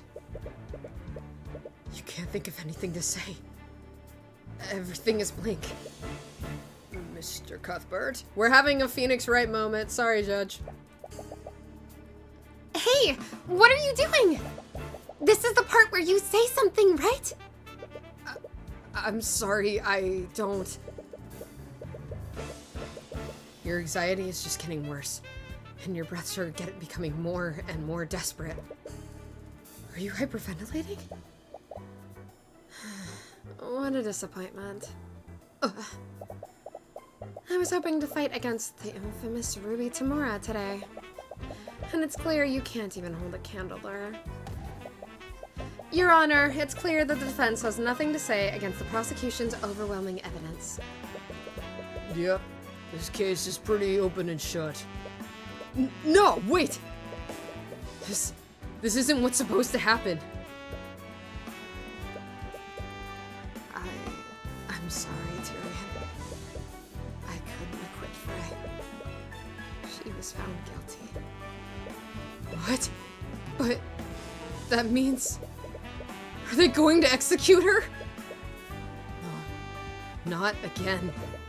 Are you seriously going to let that happen again?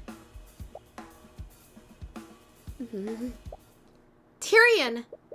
Celeste grabs your shoulders and shakes you out of your panic. You need to calm down. Her gaze is calm and focused, despite the gravity of the situation, but she looks stern, not angry. I'm sorry, I didn't mean for this to... Stop. Just listen to me. You know what to do, right? Just do it the same way you play chess. What? I don't know. You were just so calm and focused when we were playing before. No matter how close I got to beating you, you always knew how to stay calm and win.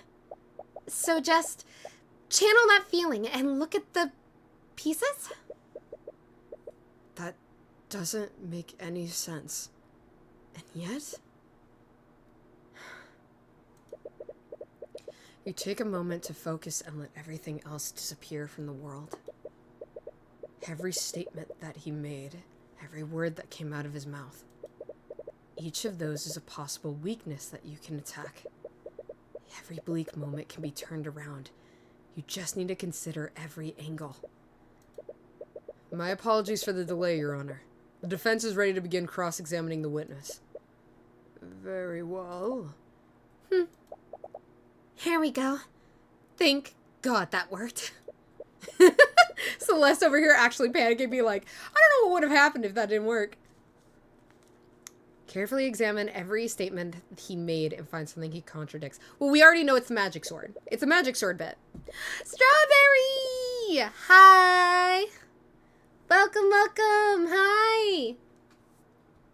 We're doing Fantasy Ace Attorney. A man was murdered with magic, and they're blaming our client, who is, like, the Maya Fey of this game? I guess? Once you do that, present the contradict. Yeah, okay. And this is, like, Detective Bad / Detective Gumshoe of the game, if I believe. Cross-examinations. You are cross-examining a witness.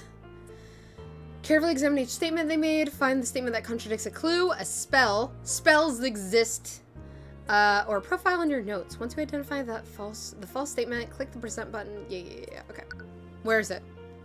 You said her sword was magical. It is not. Mozzie! Hi! Hi, Mozzie! Welcome, welcome! Hi! Magic sword! Bullshit! It's not magic. There's no magical properties. You dumb. You doof. You made it! You did! Happy to see your stream, yay. Objection! Yeah! It's fantasy objection. Fantasy Ace Attorney. Commander White, you testified that the victim was killed using the defendant's magical sword. Am I correct? Dude is dumb. Oh, Mozzie, have you ever played an Ace Attorney game? You would actually, I think you would like that game. I think you would find that game very fun. If not frustrating at times. Excuse me, fantasy objection. The dude is magically dumb. Yeah, it's pretty obvious when you look at the crime scene. I think I'd actually have to disagree with you on that. The defendant's sword couldn't have possibly been the murder weapon. What are you talking about, kid? The sword was inside his body. Of course that's what killed him. Ooh, my voice cracked, I think. That may be the case, but take a look at the autopsy report. It states that the fatal wound had heavy traces of magic. So how would a non-magical sword leave traces of magic on the body? What? To leave a trace like that, the wound would have to have been created with something magical.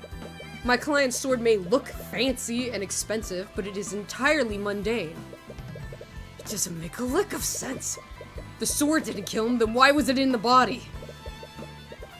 The judge is 80 years old? I'm sorry, I just saw that. The judge is 80 years old? My voice doesn't nearly do this man justice. Oh my god. Yes, I find that quite strange as well. Well, there's only one reasonable explanation, Your Honor. The wound was created magically, and someone shoved the sword into the wound afterward. The hell are you talking about? The defendant is a damned mage! She could have easily killed the victim using magic. That may be, Commander, but why would she kill the victim using magic and then stab him with her sword? She would just be incriminating herself. Man, I'm trying to like kind of stay back from my mic. I hope I'm not peeking for you guys. I hope I'm not killing your eardrums. I hope not. I have played not. Ooh! Mozzie, if you and your sister ever do that YouTube thing, this would be a fun game, I think, for you and your sister to play. This one and like the actual Ace Attorney games. I think you guys would enjoy it and get frustrated with some of them, which is the fun of Ace Attorney. Anime BG. This guy's hexes barely tickles and his curses are minor inconveniences for real. It's been 84 years since I was born. No. If anything, the series of events proves one thing. Someone used magic to kill the victim. And then they pushed my client's sword into the wound to frame her. Objection! That's your voice. Objection. I'm still gonna go with that. Okay. I need to hear these objections and them making these bits because it helps me get the voice better. Oh dear, we'd suck, but I guess that's the point. Listen, Ace Attorney is fun. So with Ace Attorney, everybody always gets way ahead of like the story and the cases long, but like you think of the answer before they want you to get there sometimes, which is the frustrating part because you've already figured it out, but you have to go now through the it's like you have to show your work. You have to now go through the steps of showcasing that, yes, this is what happened, and this is why, and this thing, even though you already are like, you already have the answer. You already are like, oh, this person was killed in-game with this weapon at, like, clearly when they left. But it's like, no, you have to go through the whole process of, like, the time, or, like, the clock getting smashed to prove the time, and then so on and so forth. That's the one thing that's frustrating about Ace Attorney games. Love those games to death. Still one of my favorite series. But I also just love the legal, like, I love legal stuff. I love looking into stuff like that. It's so fun to me. Don't get ahead of yourself. What? Your Honor, the defense is trying to spin the facts in his favor. He claims that a third party committed the crime and used the sword to frame the defendant. But wouldn't the simpler explanation be this? Magic was being channeled through the sword at the time of death. That is what left the magical trace on the body. Commander, please tell the defense how the murder was committed using magic. What? Alright. I think I see where you're going with this.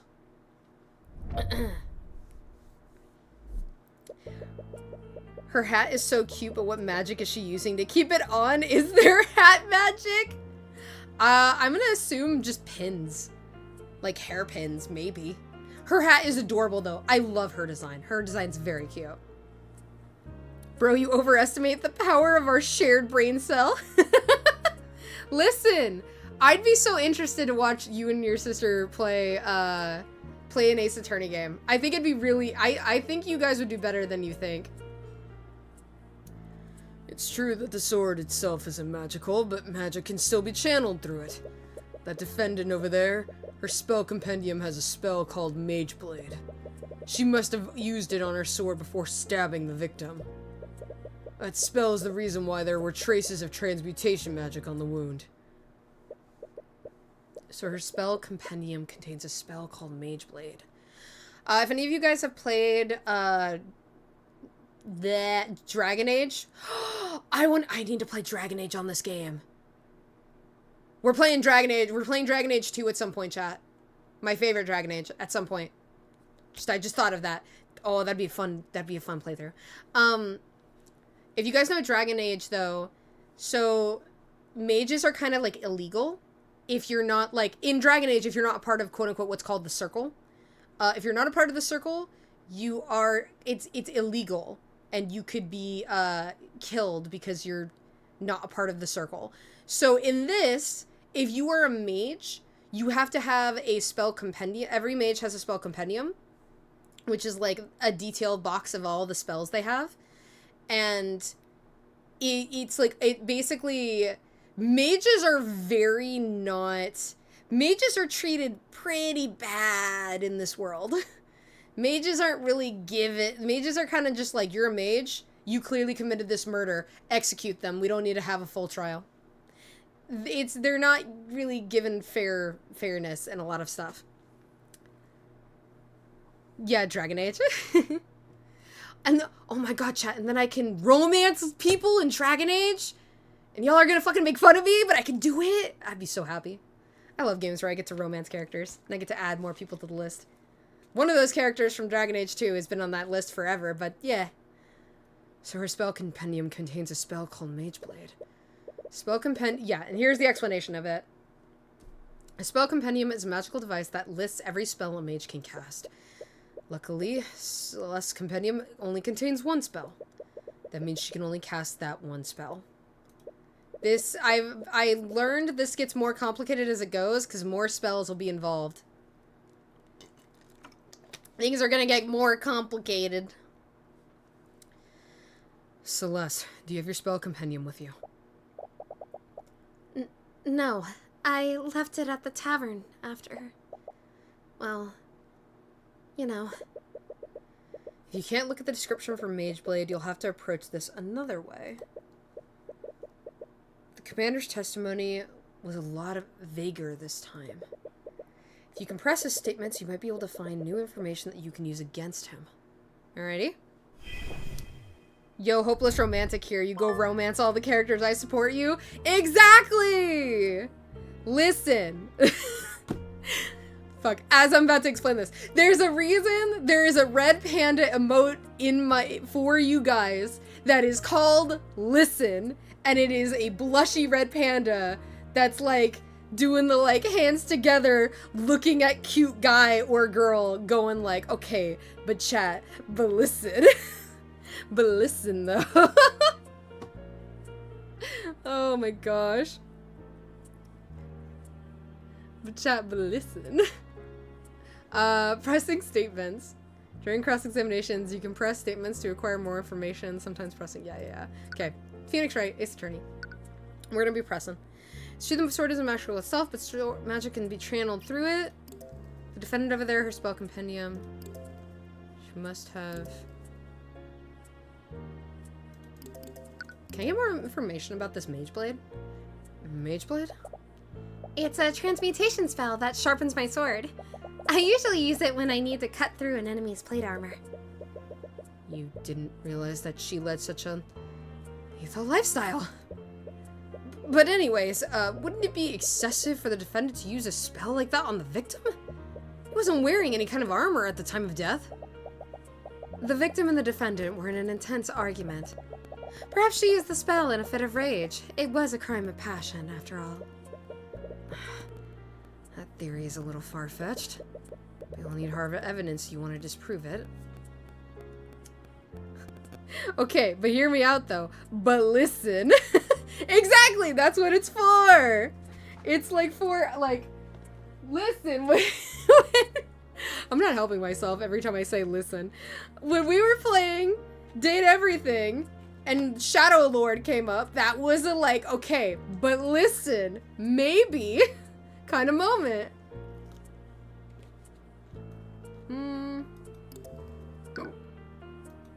Hiccups, I don't know. My bad. XX Shadow Lord. What was it? 420 XX? My bad. I gotta use his proper title.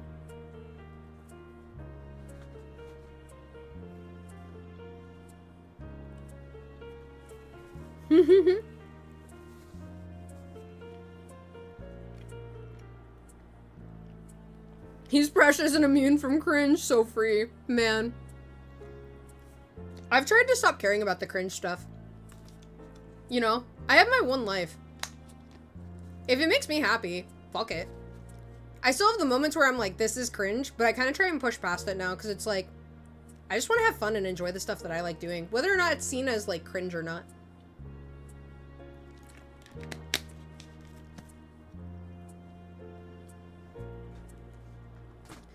If she used a spell like that, wouldn't that have created traces of magic on the ground? How so? Well, let's say we follow the prosecution's theory. That would mean that the victim fell to the ground with the sword still inside him. At this point, Mageblade would still be active, right? He would definitely leave a magical trace on the ground after making physical contact with it. Alright, cocky bastard. Man's face is so cocky. We're already way ahead of you. We had our people scan the crime scene, and we found traces of transmutation magic right under the body, just like you said. Oh. Well, shit. If you still don't believe me, I have a picture of the crime scene right here. I would love to see the picture of the crime scene. Oh. Why was this picture not brought to my attention? There was no need. This entire case is open and shut. Is it now? Is it? Crime scene has been added to your notes.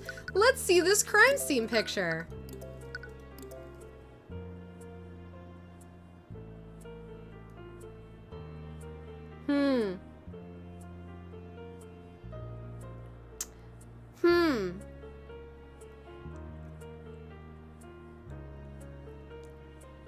I see. Okay. You've seen pictures of the dead before, but it feels different now that the body is of someone you knew. Oh, well, it's making us look at it again anyway. I'm sorry, I got ahead of myself. Oh, I hate that the guy's face, ew. Immunity, if only that were me. Immunity to cringe is just, I don't care if you think I'm cringe and that stuff's hard. No, I know, it's hard for me too. Cause I'm very, like, emotionally, like, bleh. I'm a very emotional person, so it's still hard for me to do it too, but I've been trying to push forward more with it. I feel like as I've been getting older, it's been getting easier. But possible. Pancake is inspiring me. Hey, I'm glad. Enjoy life. I hate that guy's face, you. Looks like there are traces of magic on the ground. But this shape is a little weird, isn't it?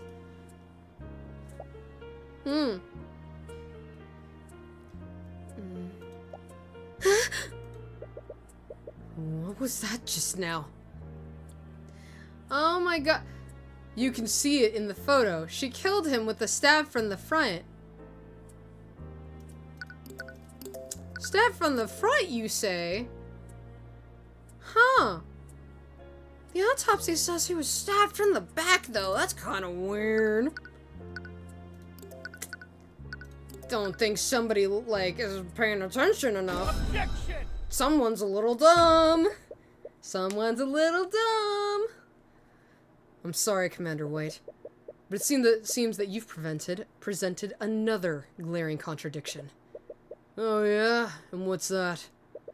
You said that my client stabbed the victim from the front? Am I correct? Yeah. You can see it plain in that picture. So there's your contradiction.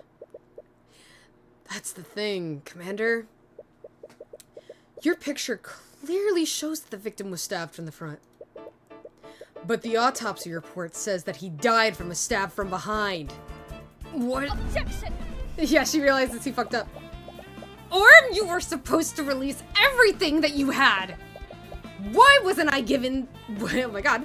Why wasn't this photo given to me? There was no need. There's no way it could have been anyone other than that damn mage. Hey. Hey now. Just because she's a mage doesn't mean you could just immediately be like, it was her, officer. She's a mage. Duh. Gosh. It didn't matter how corrupt the justice... Yeah, this justice system's pretty fucked.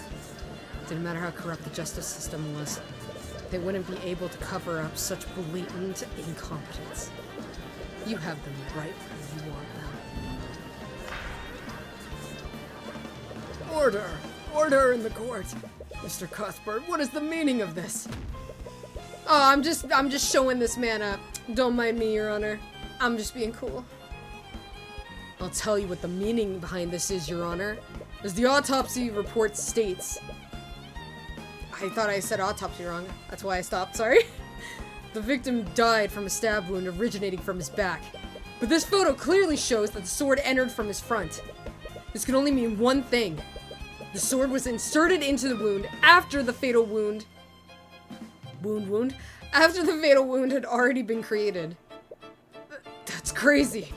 Do you honestly expect us to believe that? Then please, enlighten me, Commander White. How else would the sword be facing the opposite way? Do you think my client stabbed the victim with the hilt of her sword? I didn't think so. What really happened is clear. The real murderer stuck the sword through the victim's wound to implicate my client. But they made a careless mistake and stuck the sword through the opposite side. Objection! Objection! Gosh, I don't know if I can do her voice. Especially not with, like, allergy day. Because I can't catch a break. It appears that I underestimated you, Mr. Cuthbert. But you've still got ahead of yourself. Really, Miss Steelwind? I believe that Mr. Cuthbert has adequately cast doubt on your case. Oh, did he now? Then let me ask you one question, Mr. Cuthbert. If your client didn't kill Mr. Flintheart McCoy, then who did? That's not my problem. That's on you. My burden, I'm just here to prove my client is innocent. That's not my burden to do. How should I know?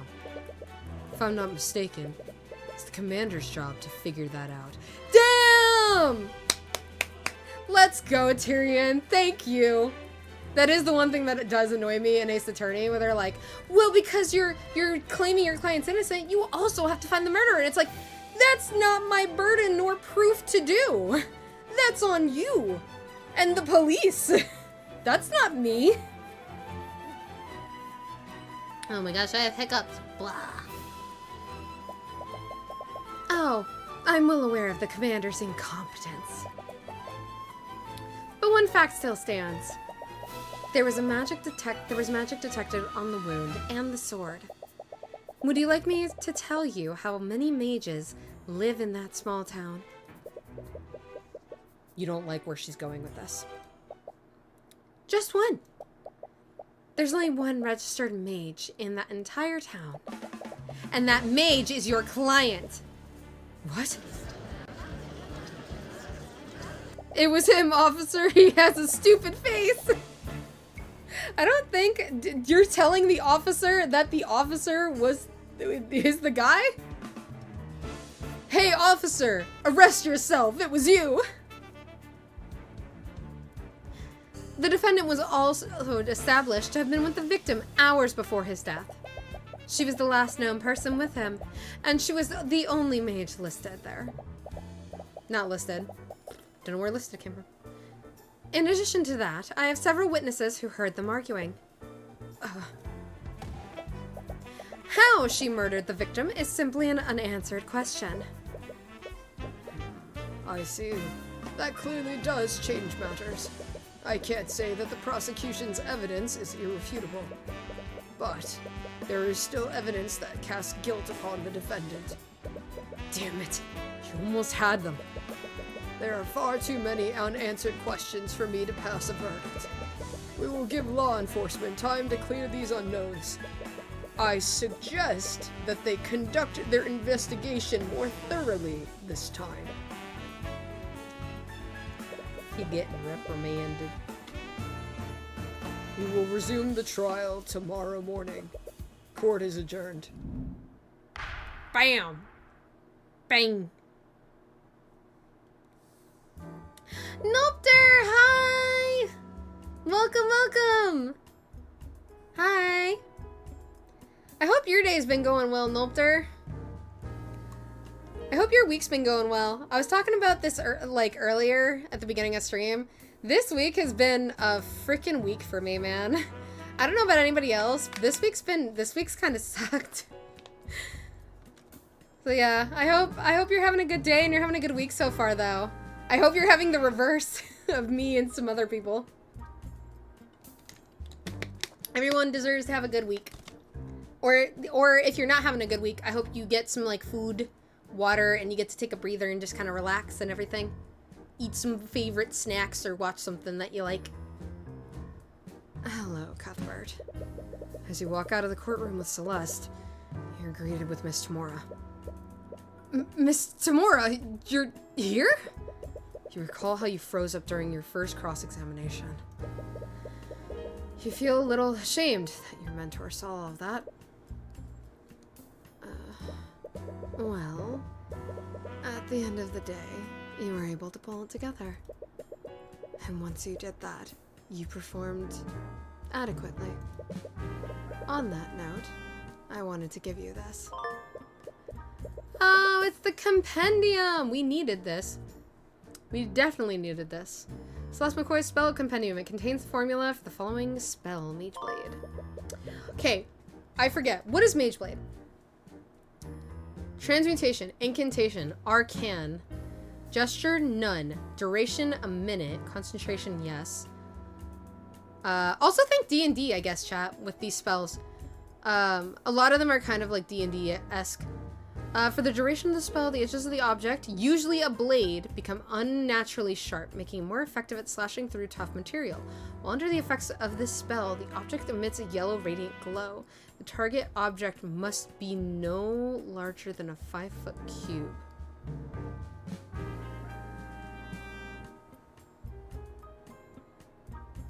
Okay. So it's talking about the blade. Okay, gotcha. I feel that, to be honest. No! Is this just like not been a great week for everybody? Oh, guys, I'm so sorry. I hope all of us have a better weekend and a better next week. Man. That sucks. My spell compendium. I swiped it from the dining area before the Inquisition arrived. I thought it'd be best for you to have it. So this is your spell compendium. It only has one spell. Mage Blade. This means that the prosecution has to prove that Celeste used that specific spell. It will restrict how they approach this case, which gives you an edge over them. But that prosecutor is really something else. You mean Prosecutor Steelwind? This week of all weeks. Man, I'm so sorry, everybody. Man, I hope we all, I hope we all have good weeks. Me manifesting, we all have some good weekends and some good next weeks. We all deserve it. Or let the later half. Actually, no, because tomorrow will be the start kind of the weekend. We're so close, guys. We're so close to the end of this week. We can make it. We can do it. Together, we can do this. You can still remember her ripping glare.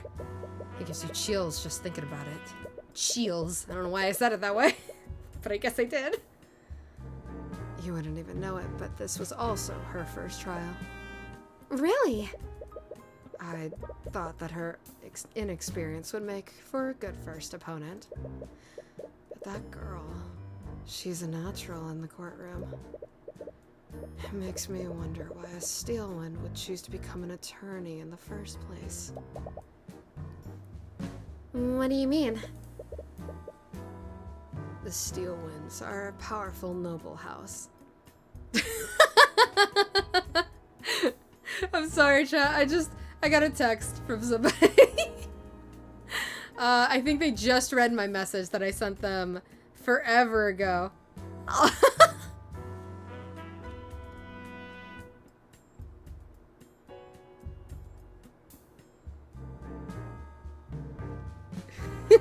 One sec.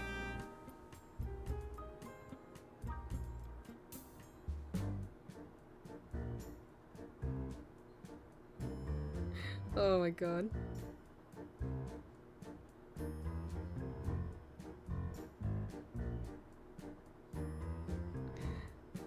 Oh my gosh. Okay, sorry, continuing. The Steelwinds are a powerful noble house. Of the noble families, they are one of the few who answer directly to the king. Most members of their house take high-ranking positions in the kingdom's military. So it's a bit strange that she chose to become a prosecutor despite that. Steelwind. I feel like I've heard it somewhere before.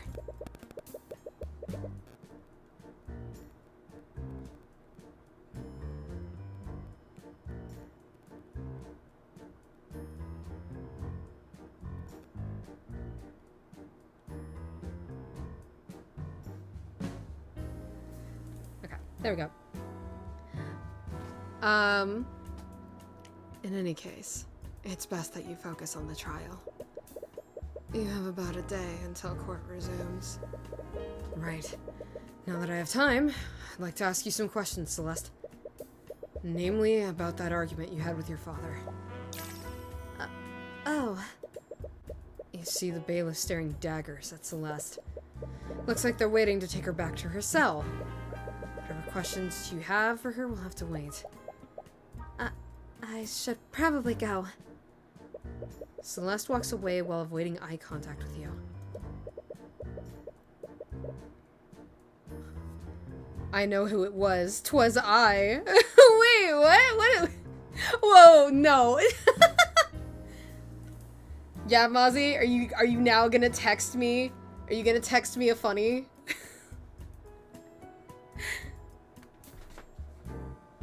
Mozzie over here claiming to be the funny. The ha-has. Bringing up her argument with Flintheart may have struck a nerve.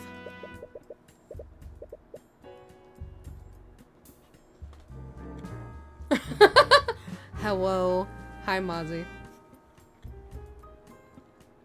Hello. I know that's gonna make some people angry, but oh well. Can I do a good ooh voice? Chat, what do you think? I've seen so many VTubers who have Ara as like a channel redeem. Should I do that? Should I do that in a new woo thing? I can't really do a fucking... I don't think I can do a new woo voice that well. Thank you, Mozzie. That did make me laugh. The peeps in this game. Sorcery! That was good. That's a good gift. I'll also use this opportunity to investigate the crime scene. I wouldn't be surprised that the Inquisition missed something. Which again, no one expects them! That is like the dumbest joke, is the Inquisition and how nobody expects the Spanish Inquisition. It's such a dumb joke, but I love it so much.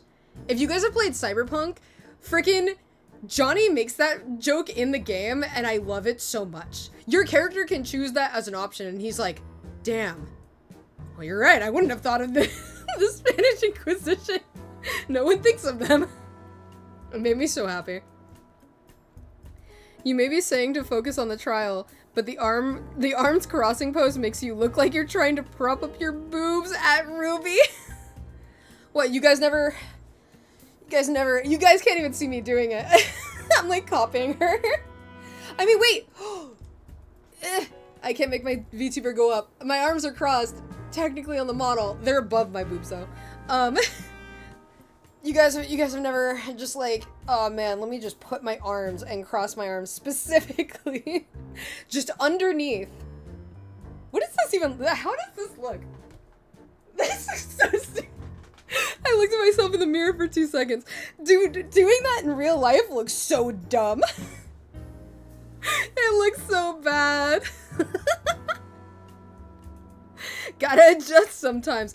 Like crossing your arms underneath your boob? This is like me. I'm trying this. It's so uncomfortable. I've never... Dude, when you cross your arms, it is usually kind of like over your boob. It's never like under. It's so weird. Oh my gosh. You utterly embarrassed them today. Don't expect them to make the same mistake twice. Right. There's still a lot of things we don't know about. As much as oh, whoops, my bad. Wrong character. As much as I hate to admit it, your skills of deduction far surpass mine. Because we have a cheat code. If anyone can figure out what really happened that night, it's you. It's true. We would like to save our progress. Yes. Oh, we're all the way down here. Maybe I'll do right here. I did it all the way down. We'll just do here. That way I know. Otherwise I'm gonna have to scroll.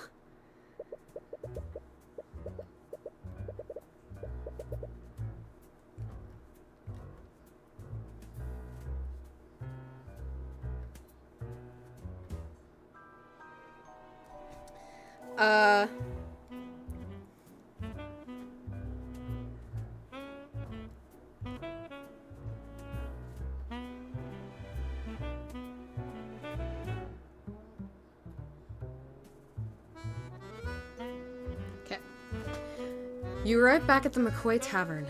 Luckily for you, the Inquisition set up a teleportation circle for you to use. Oh, we can... Sick! Just teleport here and there. All over the square. Gotta adjust sometimes? Depends on the size, I guess! What the fuck does that mean? Mozzie, did you just... What does that mean?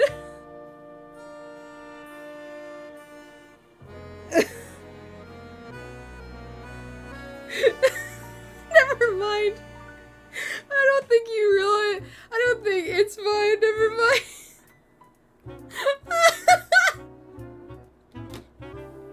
I'm fucking dying. Don't worry about it. Don't worry about it. You innocent. Don't worry. Crispy on computer. What? Don't worry about it, Mozzie. You sweet, innocent person, you. Don't worry about it. But also, how fucking dare you? I will have you know. I will have you know. I don't know what I'll have you know. I can't.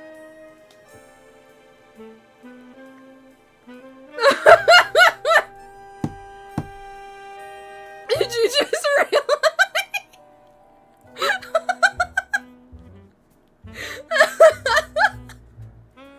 Fuck, I can't breathe. Delete. No, I love this. Mozzie, this is becoming a clip. I don't give a shit. This is a clip. That fucking killed me. I know that's not what you meant. I know that's not what you meant.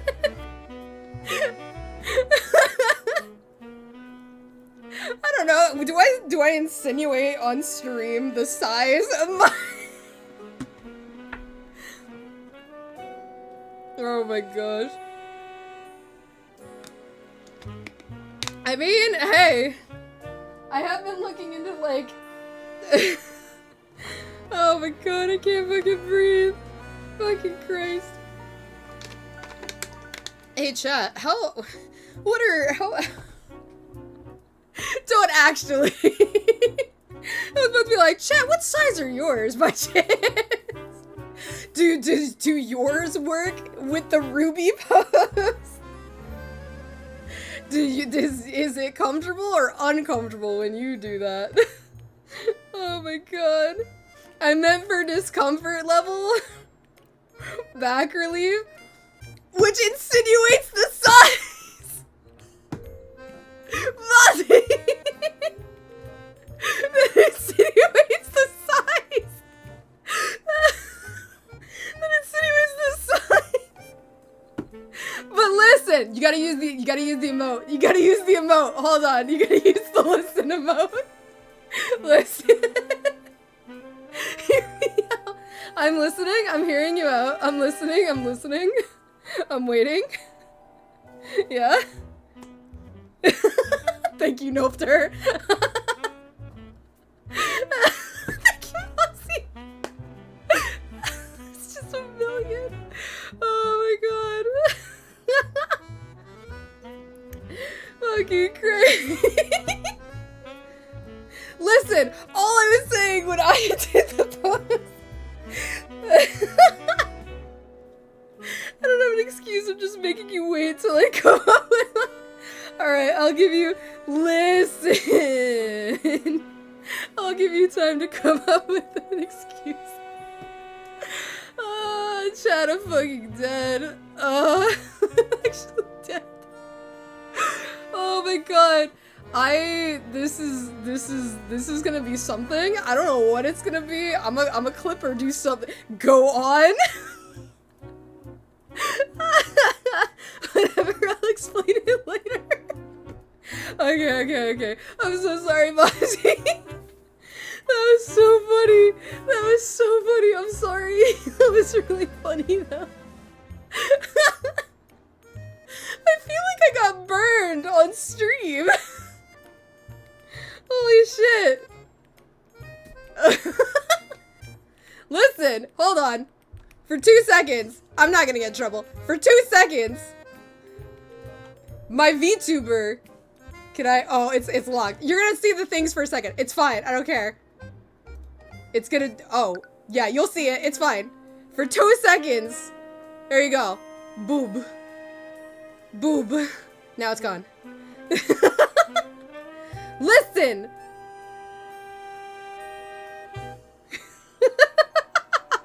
Now continue. We're waiting. Dead. Unkind. Mortifying. I had to prove something there. I felt like I was on trial for a moment. Also, how did I fuck up the... No, the placement of the of my model is fine. Also, I can make that so that that looks like it's being pressed into the glass. I'll have you know. Daddy Twitch, it's okay. It was on screen for like 2 seconds. Give me a break. I'm not a big streamer. It's okay. Daddy Twitch, please. I'm begging. Oh my god.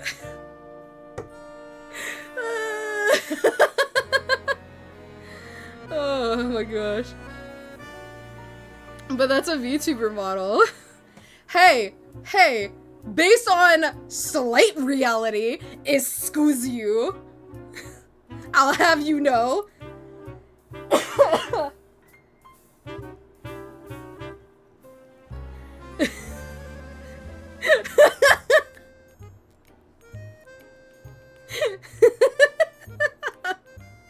What does this turn into? This went from we're trying to catch a murderer to doing the Ruby pose. You know, it's probably more comfortable depending on size of boob. To me being like showing my model up a little bit more to be like, hey, and then immediately insinuating. Man, if there wasn't anybody who watches my streams before that has like a creepy thing, which I know my main people aren't, that's gonna do. Hey, I know for all you guys, you can't see it, I'm finger gunning right now. There you go. Yay for you, I guess. Enjoy that bit of information. I can't breathe. Oh my god. Oh. Holy shit. I'm going to... So calling Twitch Daddy! What do you mean? Twitch is though! Technically, that's not even me saying it in that way. What's wrong with me saying Daddy Twitch? What's wrong with that? What's wrong with me saying Daddy Twitch? Please don't do anything. Right, Bossy? Breathe. Yeah, I know I need to breathe. Fuck. Fuck. Oh my god. What is this turned into? Oh my god, dude. I don't mind people baking. I swear to God, if I get a ton of comments on my YouTube archive video for this after I put it up about like me making the comment about the boobs, I'm gonna just sit there and be like, you know what? It's okay. Go for it. Just like know that I don't know you. Like go right ahead. I don't mind. I don't mind people doing that at all. But there is a limit. Like do it in like the fun way, not the creepy way. There's my disclaimer. Daddy, please don't punish me. Listen, I don't want to get striked down by Daddy Twitch, okay? Listen, that's a normal thing to fear. I don't want him to be upset with me for showing beach attire boobs on stream. Your shame brings the viewers. I think it did. Oh my god. Listen, this is like, oh my god, fucking. This is like the Capitano thing all fucking over again. Of me going on a rant about the height, and then I swear to god, me doing that rant and being like losing my mind over how tall he was and everything else, that just brought the people. The people stayed to hear me just go insane and lose my mind. Which was really fun. Dude, me doing the drinking stream when that does happen, which it will happen, because I said I would for when I hit affiliate. There's just like, the person I need to be here for when I do that is currently not here, and I want to like do that stream with him. Just so I'm not by myself drinking. Also safety. Oh my god. Like, I need to do I need to do a rate the guys. I need to rate fictional men. We need to do a tier list for the fictional men. That'll be fucking funny. And if I'm like slightly drinking while doing it, even funnier. But oh my god. Holy shit. If this is the kind of shit that happens to me when I'm sober, I don't know what the fuck's gonna happen when I'm like slightly tipsy on stream. Oh my god. Fucking Christ. ¿Por qué? I'll do it with you, by the way. The drinking stream, I'll drink water. Silas, Ghost, that one guy, Capitano. You guys are gonna learn. Honestly, when I do that stream, you guys are gonna learn how bad my type is for the one specific type. You guys will absolutely learn. And 100%, fucking Call of Duty ruined me. That's just a fact. Call of Duty fucking ruined me. Oh, I know. Listen, Ghost will forever be my husbando until somebody else takes his place. Capitano came real fucking close, but there's no more Capitano content. So what am I got nothing.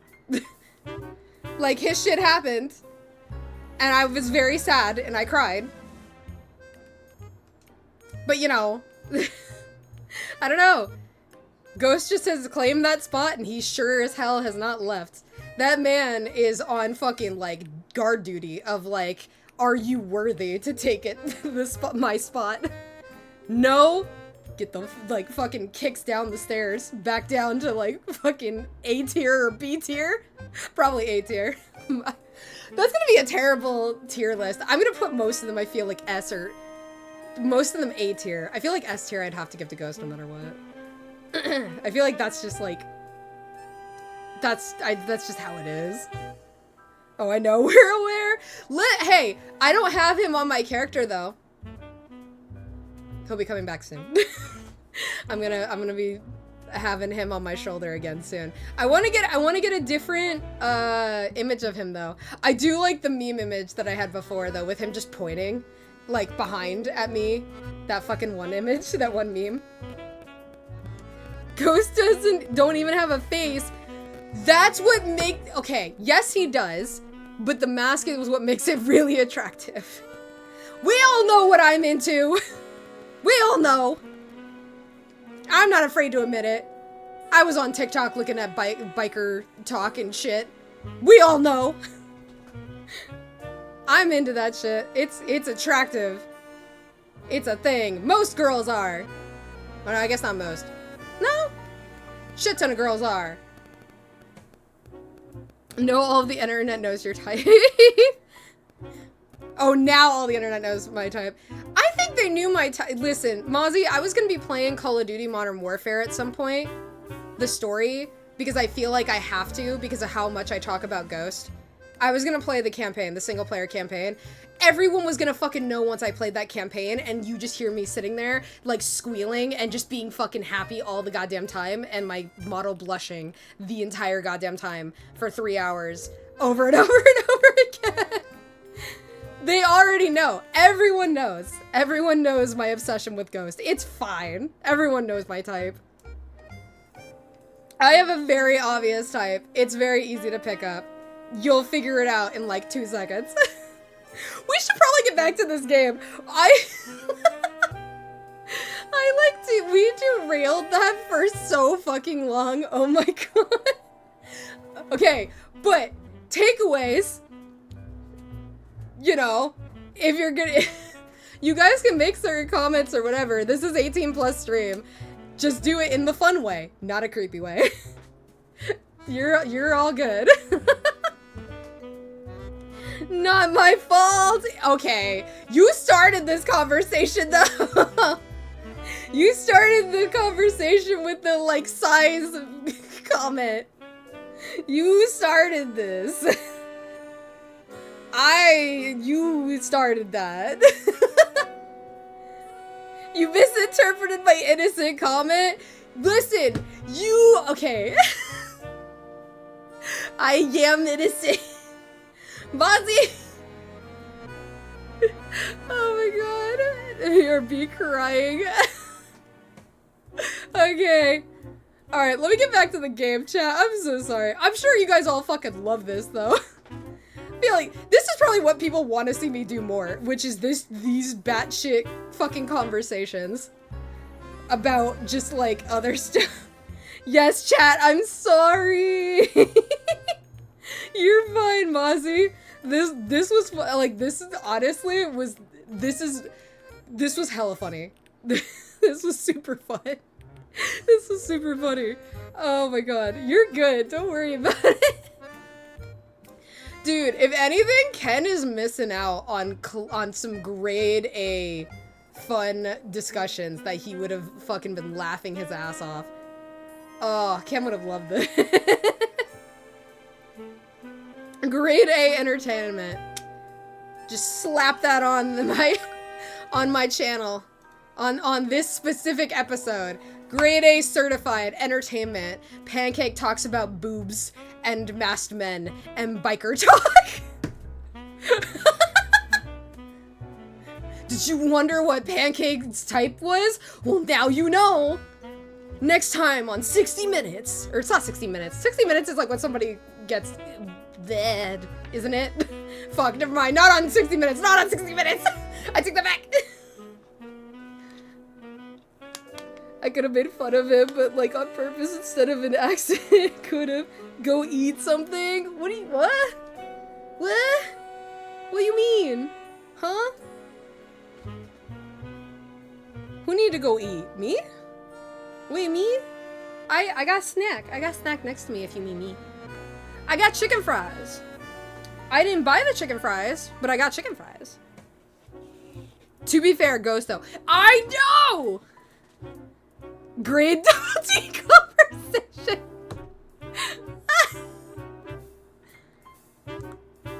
This is a great combo. Guys, do we even need to play the game? Can we just continue having this conversation?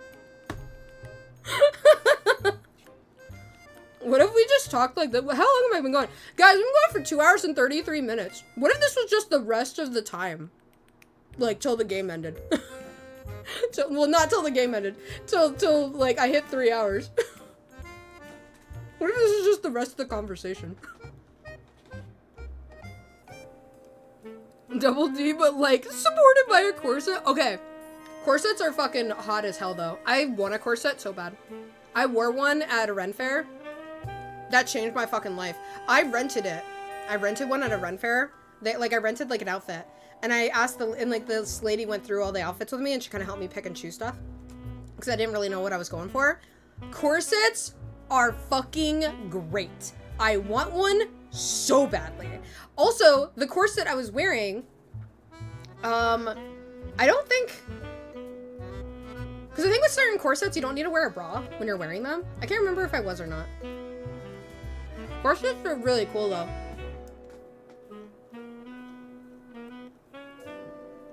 Supported by arm folding? You know what? No. That's true. If you're wearing a corset, you can do the ruby pose. No matter the size, you can do the ruby pose at that point. And it won't feel awkward or weird. Get a corset, chat. Then you can also feel like you have the big boobs like she does, I guess. Again, this is anime. They draw her. They draw the characters, you know, in the ways. Oh my god. I should probably continue this game, shouldn't I? But what if we just talked about corsets and shit for like the rest of the time? What if? Oh my god. I gotta message Rizzy and be like, yo, hey, remember how I wanted you to like, oh, chat, there will be a video at some point, no idea when. I've asked Rizzy if he can help me with editing a video that is literally just progressively me getting crazier and crazier during that one Genshin stream where I talked about comparing Capitano and Ghost Height and Koenig and other people from like Call of Duty, and I actually went crazy. That's gonna be a video I'm gonna put out on YouTube where it's kind of like a highlight thing, I guess.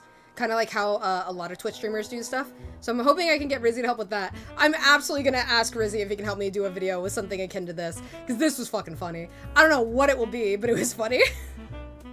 Rizzy's probably gonna be like, no, because of what the context is. Listen, we're all adults here, and if you're not an adult here, have you maybe looked at my title and gone, shit, I can read, that says 18 plus. Just a thought. Just a thought. Alright, let me actually get back to this fucking game. We can ask nicely. I'm probably gonna ask him, yeah. I was gonna ask him about it, but I definitely don't want to be like, so Rizzy, boobs are talked about this. Specifically, referencing my own. Specifically, but hey, can you make a goofy thing out of it? Oh my god. Alright, let me get back to this fucking video. I won't submit my AO3 history for proof I can handle not safe for work, but trust me. That's fair. Okay, listen, I don't have an account on AO3. I would never. That's a thing where you're just like, that's something, it's like, it's your eyes only. We don't, it's like Vegas. It's Vegas rules. What happens in Vegas stays in Vegas, okay? We don't talk about that. Don't reveal. Don't reveal. Oh my gosh.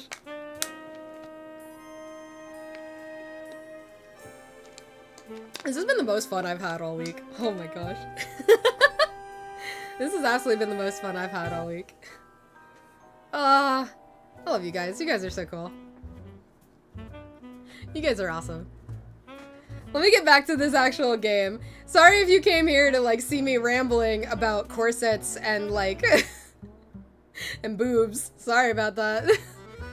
We'll be going back to the game. Trust me, it'll probably come up again at some point. And if you really want to hear it come up again, probably wait till that fucking that one quote-unquote affiliate stream I've been planning for forever that I need to do. That'll be something. Alright. With this, god, I still want to giggle. With that circle, you could magically teleport between the capital and the crime scene instantaneously. It's definitely miles better than having to travel by carriage. Holy shit. Oh my god.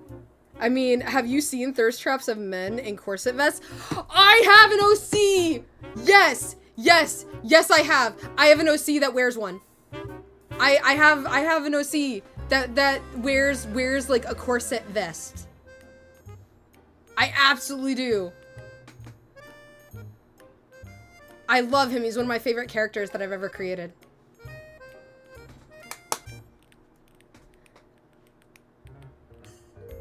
Yeah!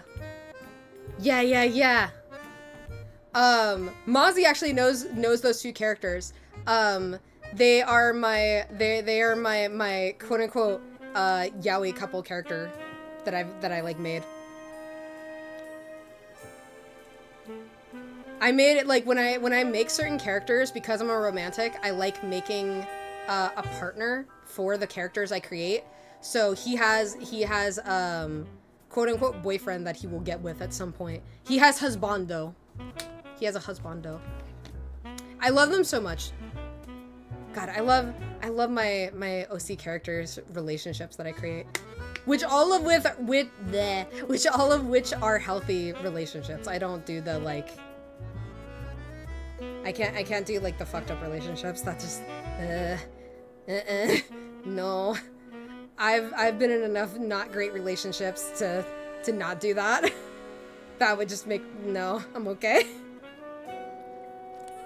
I want my characters to have good relationships. They deserve happiness. They deserve good partners that are supportive and caring and everything.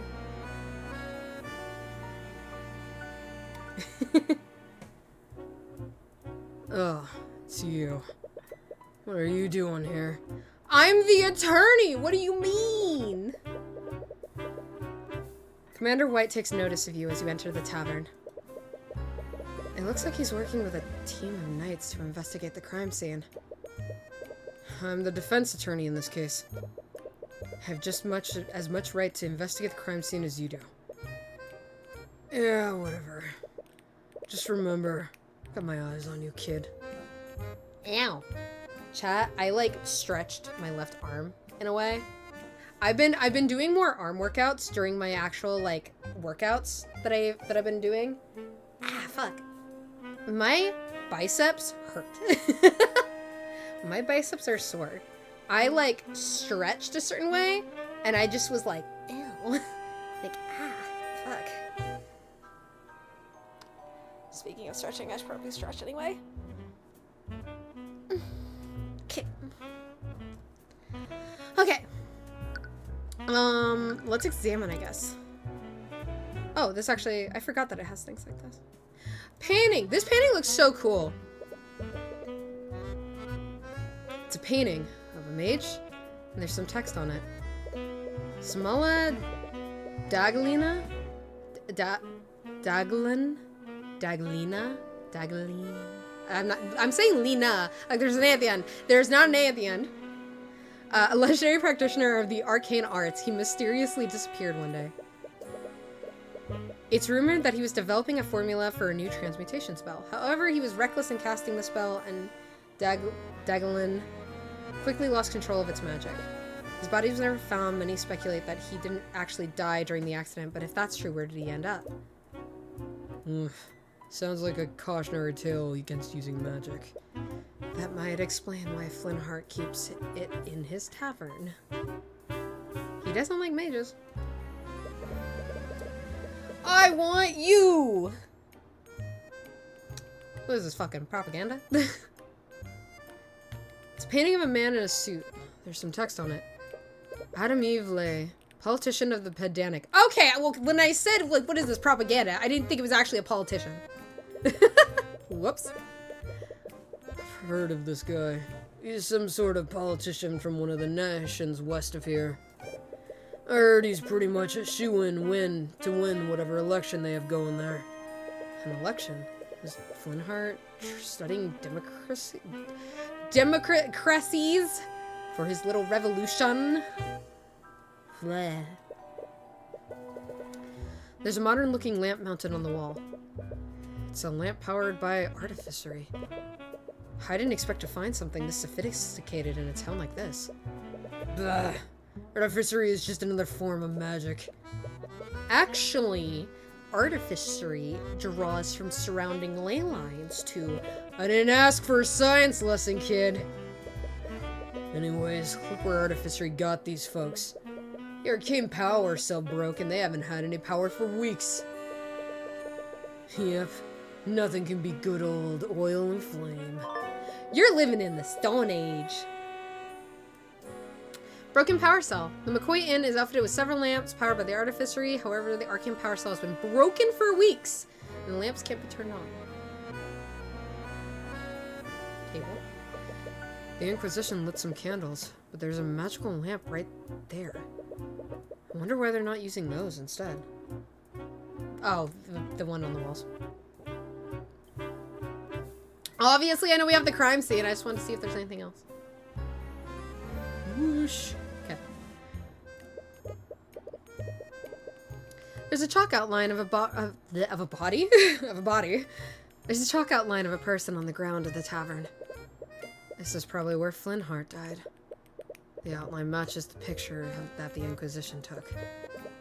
Nothing seems out of place here. Does it? This outline does not look like the picture we looked at. Look, he's like got one right arm up, he's like doing the cactar pose from Final Fantasy. He's doing the cactar pose. Where's his other arm? There's his other arm. Hey, he wasn't doing a cactar pose. That's not right. There's a broken bottle on the floor. It's shattered close to the chalk outline of the body. The label has the words lotus juice on it. I've never heard of that brand before. Must be foreign. Shattered bottle of lotus juice. Shattered remains of a glass bottle. You found it next to Flintheart McCoy's body. The label says the words lotus juice. Okay. Let's go back. Is that... Oh, well, we need to talk to him. I think we looked at everything. Talk. Questions. Was wondering if I could ask you some questions about the case. Ha! That was terrible. As if I'd help the likes of you. I saw who your boss is. I know what you're up to. That witch probably sent you here to con me. What? I'm just looking for some information. A likely story. He was cooperative before when he let you see Celeste. Why is he being so stubborn now? Is he angry that you embarrassed him in court today? In any case, you won't get anywhere at this rate. If you want his help, you'll need to persuade him through an argument. Argument time! Let's do it! It helps prepare before starting an argument with someone. Talk to Orm or present items to him to build a psychological profile for him. If you successfully fill the profile gauge, you'll receive more information during an argument. Any arguments against him. Well, he doesn't like her. I have to ask, did something happen between you and Miss Tamora? Ha! Miss Tamora. What are you? Her lackey or something? No, actually, she's my guardian. Oh. I didn't know she even had a... Look, kid, I don't know what the deal is between you two. But no good will ever come from associating with her. This is about the rumors, isn't it? Rumors? Throughout the years, there have been several insidious rumors surrounding Miss Tamora. She's been accused of forgery, blackmail, and all manner of illegal activities. Why did we want to be an attorney like her? That's clearly gonna go to us. It's clearly misinformation spread by the nobility to discredit her. She's always been fine with it, but you can't help but get angry on her behalf. It's more than just rumors. I've seen it for myself. That woman is evil, kid. She defends mages who don't... She defends mages who don't have the protection of the nobility. Why did I trip up so much? She's not evil, she's a hero. Yeah, whatever. Okay, that was good.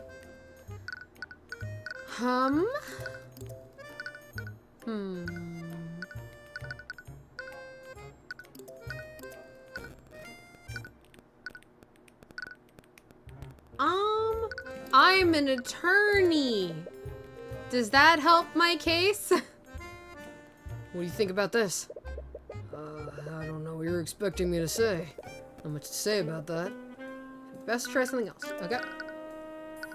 Sword! That mage's sword really is strange. It's almost a shame that we had to confiscate it. Is it really that abnormal? It's definitely not like any kind of sword I've seen. I wonder if it was forged in the Eastern Kingdoms. Okay, that didn't give us anything. He doesn't like magic, he doesn't like her. Mage blade? What do you think about this? Yeah. Do we keep presenting profiles? Maybe me? Yeah, okay. I never knew Tamora had a kid. Why have I never seen you before? I tend to stay inside a lot. As a child, you couldn't control the Eye of Horus that well. Hearing the myriad of thoughts from a large crowd tended to be overwhelming for you. I've only ever seen her as a ruthless lawyer. It's hard to manage a woman like that taking care of a child. Well, she was just as ruthless as a guardian. Okay, that gave us nothing.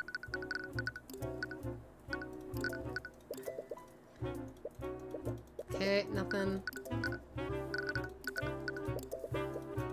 No? Nothing to say about the crime scene photo? He said he didn't know anything about the juice. Maybe... Well, I wonder what lotus juice is. It's definitely not a drink that I've ever heard of. Must be some kind of important brand. Okay, psychological profile. We're trying to learn more about him. Maybe I show him him. Okay, maybe I don't show him him. What the fuck? What am I missing here? Oh, wait. Can I leave and go talk to... Oh my gosh. No wonder. Okay, let's actually go talk to somebody else. Okay, that's the tavern. Okay, upstairs. Move upstairs.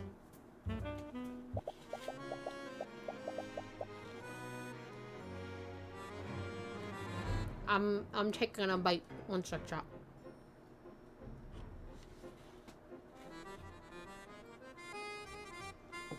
Okay.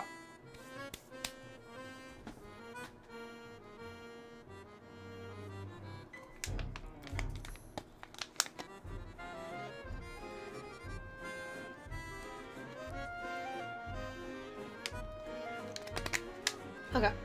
Listen, yep. If people keep seeing you here, they're going to start asking questions. Leave this investigation to me. All you have to do is stay quiet until the trial's over. While heading upstairs, you stop the You spot the prosecutor having a conversation with someone. They seem to be in some kind of argument. Oh, well, looky there! Hello, murderer! Enough.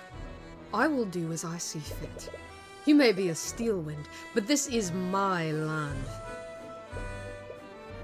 Oh, sorry.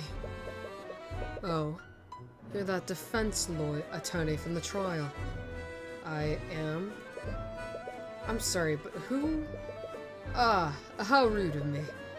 My name is Lord Garrick Pierce, the ruling noble of this land. Ha ha ha! Garrick Pierce. Huh, like how he pierced. Yeah, I know. Occupation: nobleman.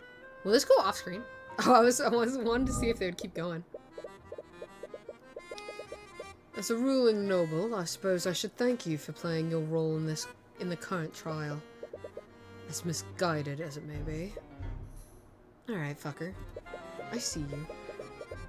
I suppose that you also think my client is guilty. Does not matter what I think. This entire scandal has done nothing but rile up the common folk. Magic is a gift for the nobility and the nobility alone. It is a symbol of the aristocracy and our divine right to rule. Now that bastard child has tainted that symbol in the public eye. All of that has nothing to do with her. She's just an innocent woman who got wrapped up in all this. Even if she is innocent, the charges have been laid and made public. Someone must take the fall, lest the public accuse the justice system of corruption. So you're saying that she should be found guilty even if she's innocent? What do you suppose will happen if she's acquitted? All the public will see is a mage going free despite a myriad of evidence. That alone would be enough to cause public outrage. Tensions between the aristocracy and the common folk are high enough as it is. What is one insignificant girl when compared to the stability of our... What? I'm having hiccups. No, keep having hiccups. I'm talking too much. When compared to the stability of our great kingdom. That's enough. Stop antagonizing him, Pierce. I can't refute what he said, but I don't agree with it. What? The system should be based on truth and justice, not on public opinion. Then why are you working against my client? Do you honestly think she's the kind of person that would kill her father? It doesn't matter what kind of person she appears to be. The evidence clearly points to her as the only possible killer. But you should fight according to your own ideals, just as I will fight for mine. It's hard to get a read on that woman. Great, investigate. There's a door at the end of the hallway. Looks like it's seen some use recently. You try to open the door, but it seems locked. Perhaps someone might have a key to open it. Several doors lead to guest rooms, aside from the rooms that you and Miss Tamora almost said. I don't know what I almost said. They don't look like they've been open for quite some time. Different door. There's some candles lighting up the hallway. Oh, candles. They look like they used to be part of the old architecture. Okay, candles. Nothing else here, right? Yeah. Okay. Yeah, that's it. Okay. So now, time to go question Celeste. Time to go get some answers. You return to the dungeon to speak with Celeste.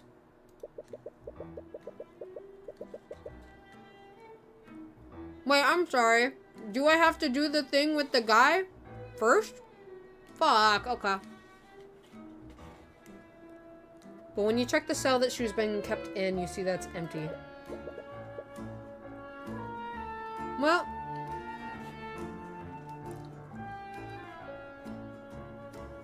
Then give me a mini snack break. I'll take it. The Inquisition must be questioning her. I should come back later. Okay. It has to do with him.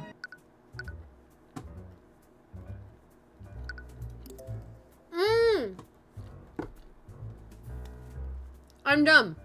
I presented the thing. Now we have, okay, we're not doing the argument. The Inquisition. So what does the Arcane Inquisition do exactly? Trying to pick a fight with me. No, I'm just genuinely curious.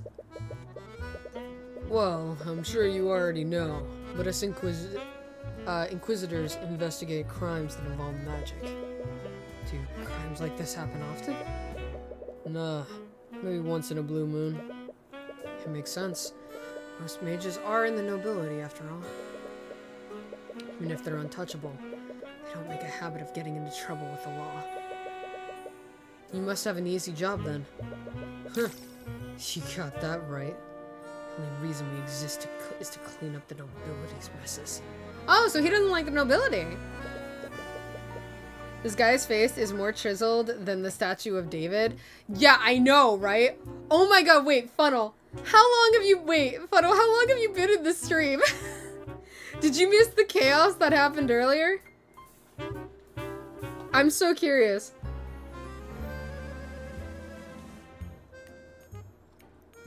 I missed the chaos? Oh, buddy. It was very interesting chaos.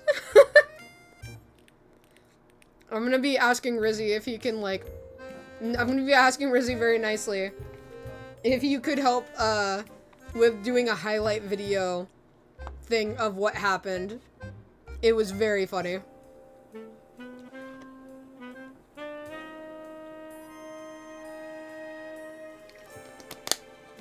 I would really love at some point to get, like, an actual video editor.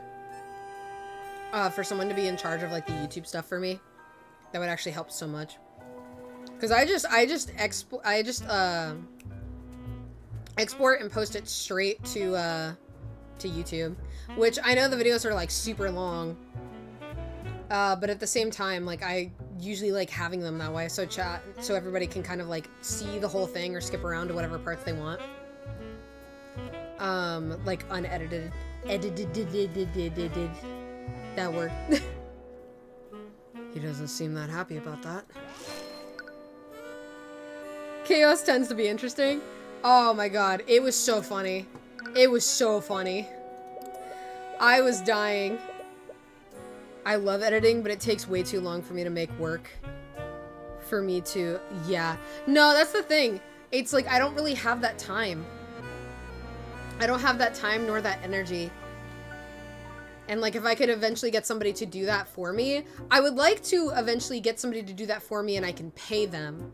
I don't think I'd be able, I don't think I'm in the situation right now where I'd be able to do that, but I would love to be able to like pay somebody to be my YouTube manager for like editing and stuff like that. I don't want to be that person where it's like, hey, can you edit my videos? You know, and you'll get like, what is it called again?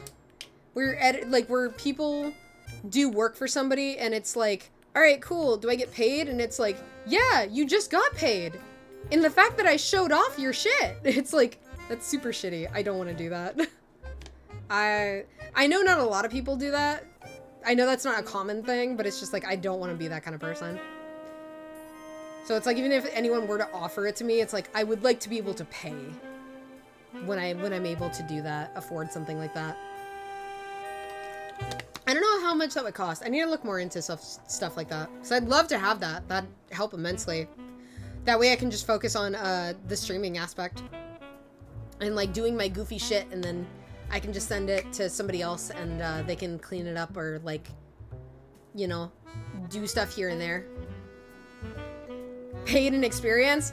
Yeah, I hate that. No, I'm not gonna pay anyone in experience. That just feels wrong. Made it frick. Commander White, you seem to speak negatively about my client's magic. Do you have a personal grudge against mages? Damn right I do. Wow, you didn't even try to deny it. If you had any sense, you would too. All a mage has to do is wave their hands and say some magic nonsense, and you suddenly have a dead body on the ground. And don't get me started on mage blight. Some noble uses their magic too much, they end up snapping and going on a rampage. I don't know if this is going too far. But why join the Inquisition if you hate mages so much? Considering the fact that, that my job is to sweep the nobility's crimes under the rug. Sorry, I didn't mean to insinuate. Nope. You have the right of it. Anytime a noble is involved in a case, I'm ordered to look the other way. You're admitting that to an attorney. That's kind of crazy.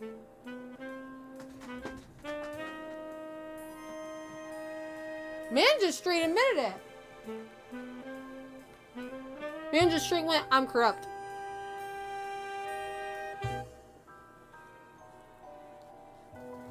Man.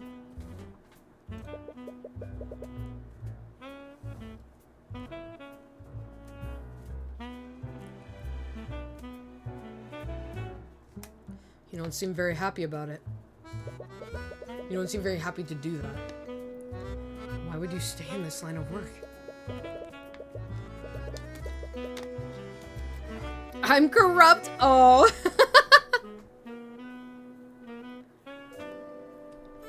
I mean, he straight up just went, I'm a corrupt officer.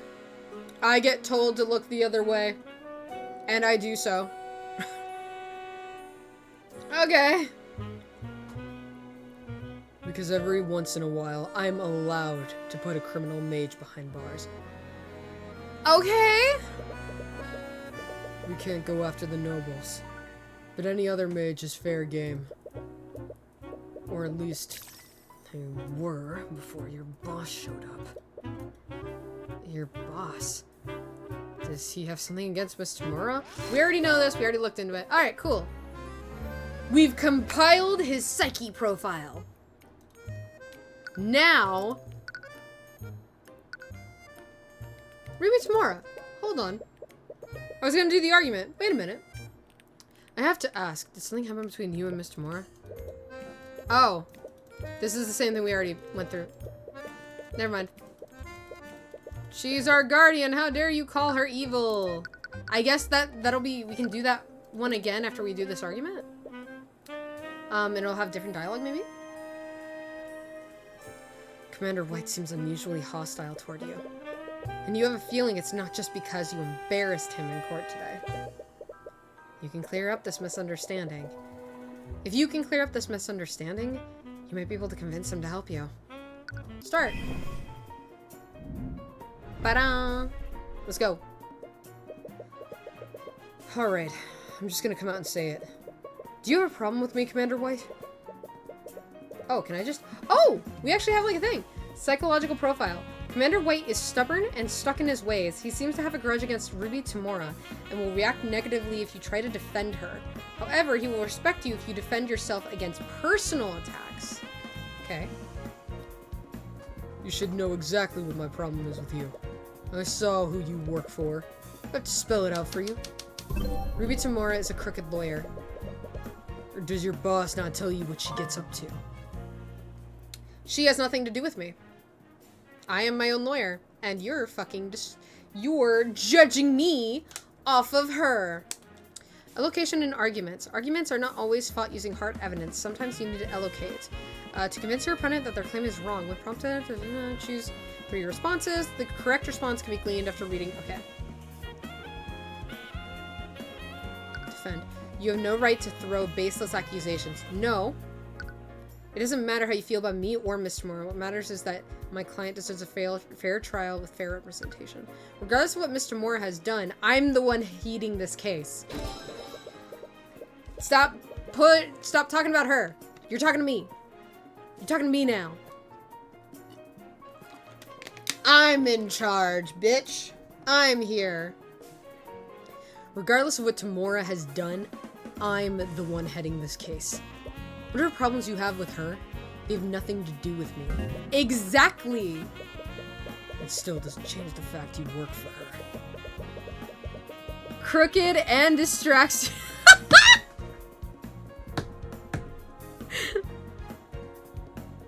What? What? Strawberry, what the fuck?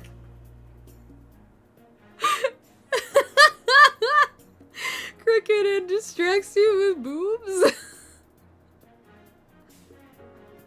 What boobs? Oh, wait, you mean Ruby? Oh, you mean Ruby? You were talking about Aura. I was about to be like, what do you mean? Where? I made it work on me. Funneled, have you seen what Ruby's character looks like? I don't think we have a full picture of her. There's like her picture though. This is how the chaos started, is we were talking about a certain pose that she does. I then did the pose in real life and was like, this is kind of uncomfortable to do this pose. It's a whole thing. You can like find it after I put this shit up on YouTube. I'm not going back to it. I've already seen that woman do all kinds of shady shit in the cases I've worked. Language! God damn! Language, asshole! Anime poses are never comfortable. Good on you, though! Forgery, bribery, blackmail, you name it. You're just another crook. I'll bet you're just the same. Successor for the devil of defense attorneys. No, I'm actually not. Thank you very much.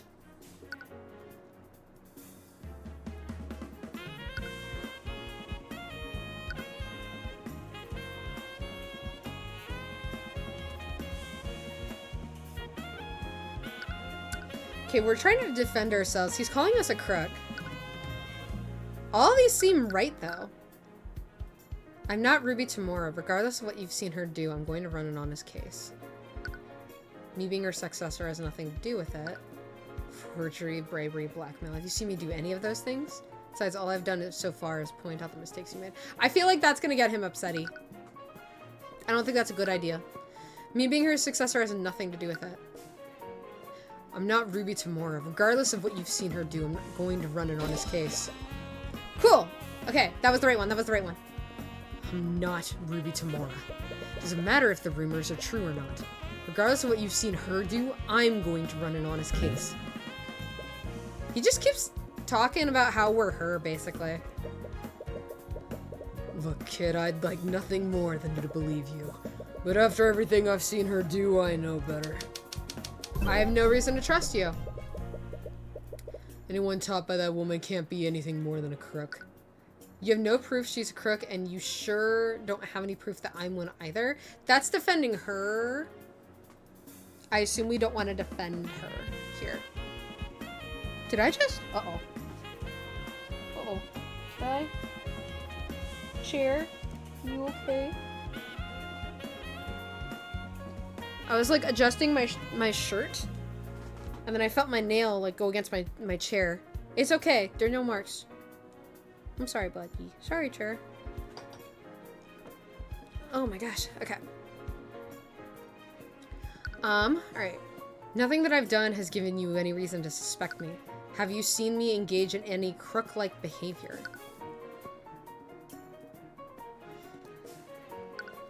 You have no proof. We don't want to say this one because I think that's we're defending her and he doesn't like that.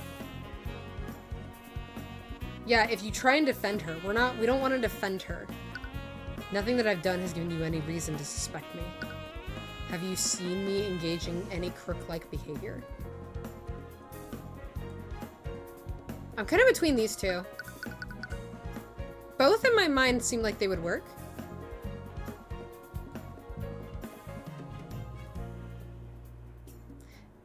I guess maybe deflecting? However, he will respect you if you defend yourself against personal attacks.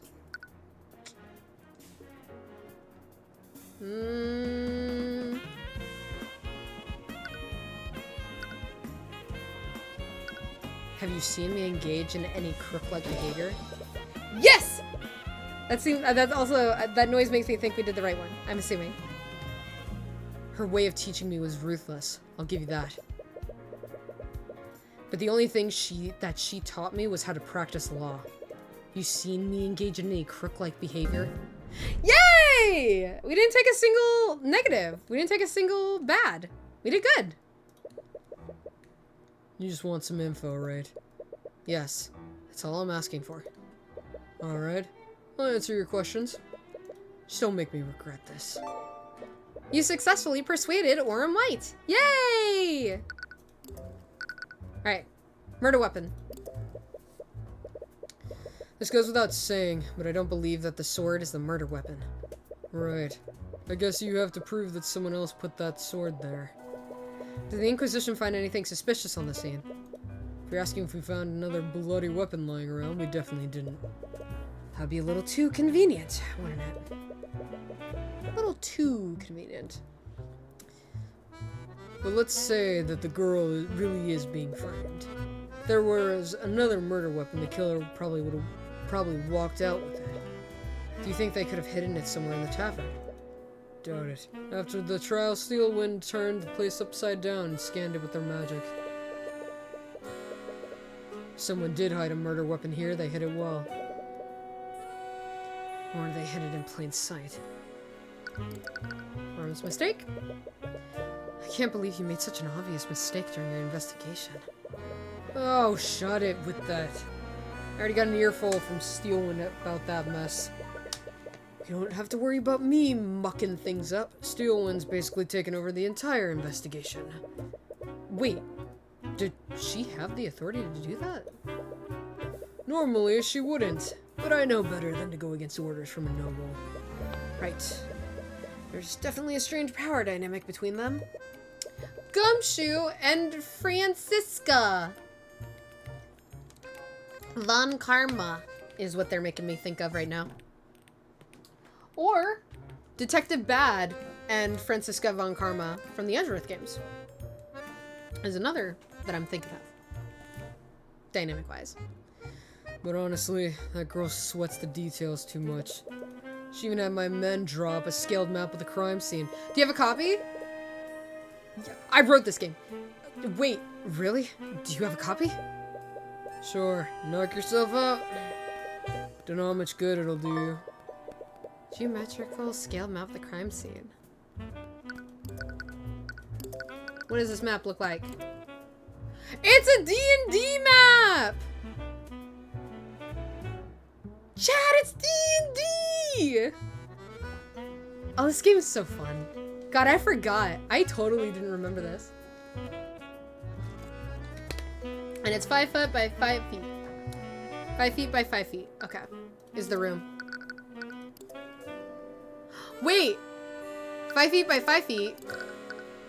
Right, because these are all like D&D spells. Roll for initiative.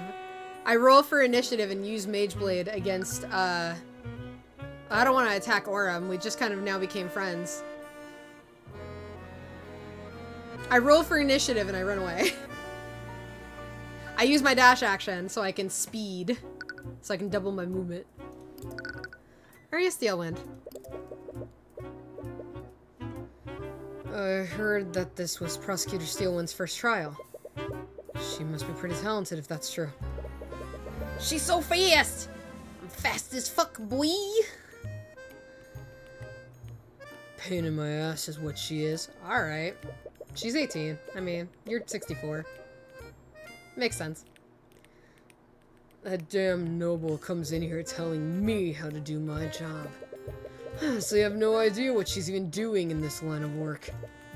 I heard that she's from a renowned noble house. She must be a pretty powerful mage. Powerful is an understatement. Steelwinds who came before her could turn this entire town into a glass crater. What? There's no way that's true. Right? You think you found everything that you can here. What does it all mean? There's no murder weapon to be found. There's no obvious evidence of another person at the scene. Hey, you okay? You got quiet all of a sudden. Alright, just focus. Close your eyes and let everything else disappear from the world. Hey, you listening? So there's no clear evidence pointing to another killer. There is, however, evidence pointing to how Flintheart moved before his death. What? What can we tell about how Flintheart died? What do you think, chat? Like fucking Dora the Explorer? What can we tell about how Flintheart died? Just like staring at the screen like, what can we tell about how Flintheart died? Just keep repeating the question, like fucking Dora the Explorer. Like, just keep giving clues of like, he was on the ground. Think harder. Can you find the murder weapon? That's fantastic. That's amazing, Puddle. Can you find the spots of blood where he stood before he fell? Can you find the real murder weapon?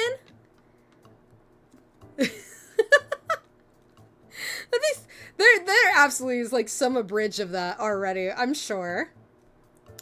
There's no blood trail leading to or from the body.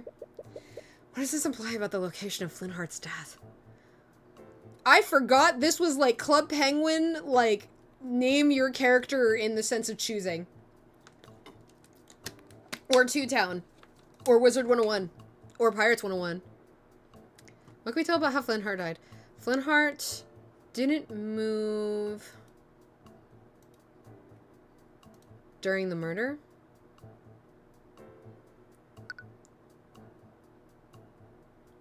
Wait.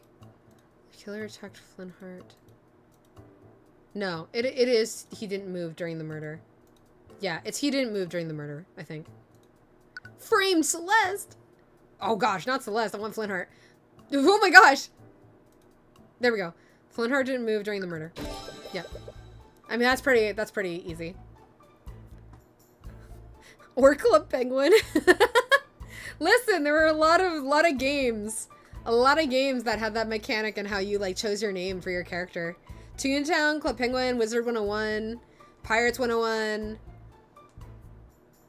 If I thought about it more, I could probably name a couple other ones, but those are like the main ones that stick out in my mind. Flintheart died where he was attacked. He didn't move from his position at all. Yeah, I guess you're right. There's also the autopsy report, which says that he died from stab from behind. He was probably caught off guard and was too incapacitated to move anywhere else. This means that the attack happened at the exact position he fell over. Crime scene? There's also the shattered bottle of lotus juice. How did the bottle shatter? Can you figure it out? How did the bottle shatter? The killer... Oh, well, no, he dropped it. He dropped the bottle, I'd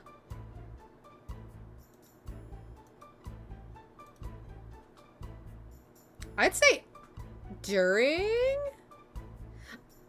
Flintheart dropped the bottle during the attack.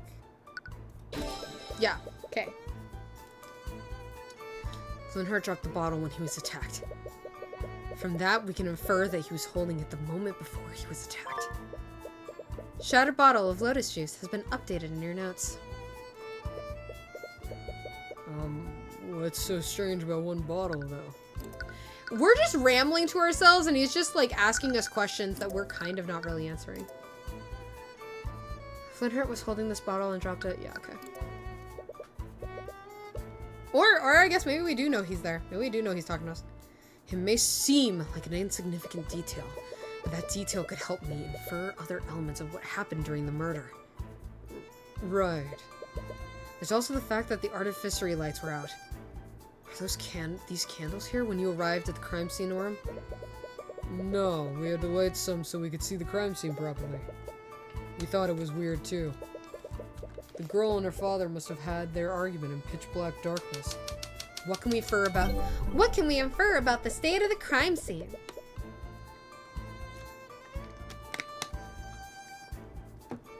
What can you What can you infer about the state of the crime scene? I know you can do it. So they didn't light any candles to make up for the broken lights. What can I infer about this? The crime scene had no lighting during the murder. Yep. The crime scene had no lighting during the murder.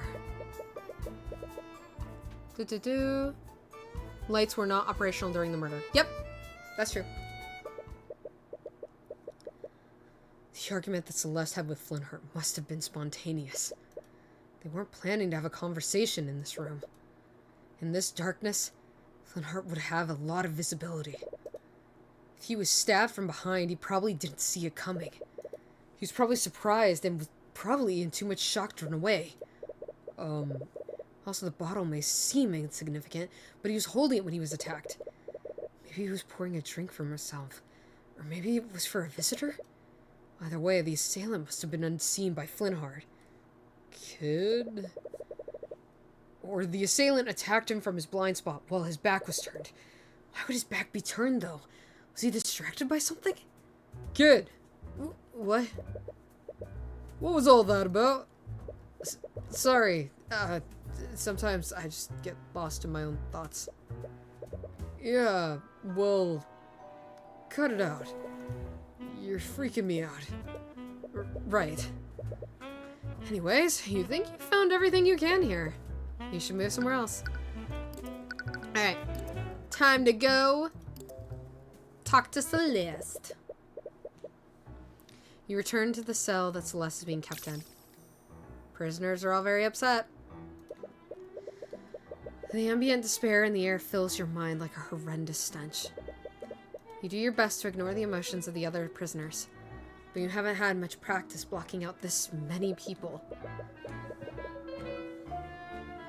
As you arrive, you see Celeste huddled down in a corner. As soon as she sees you, her dour mood seems to lift, if only for a moment. Oh, hi, Mr. Cuthbert. There's no need to address me so formally. Just call me Tyrion. Okay. Anyways, I came here to ask you some questions about the case. Right. Can we examine this? There's only one locked door that leads into the cell, and it seems to be locked by some kind of magical mechanism. Lit torches are hanging on the wall of the cell. It seems a bit irresponsible to put a potentially harmful item in here with the prisoners. But perhaps the Inquisition doesn't care about that. Probably not. The cell has a barred window. Even if prisoners somehow broke through the bars, there's a 3-story drop to freedom. This kind of is making me want to play Dragon Age. Dragon Age 2 specifically. The trial. I'm sorry for freezing up like that. I almost lost us the trial. No, there's no need to apologize. You did great. But it was only thanks to her. If she hadn't calmed you down, who knows what would have happened. But I still don't understand, though. Why were there traces of magic on my dad's body? Right. Those traces of magic were on the sword and the body. Magical traces are particles of magical residue that are left behind when a mage casts a spell.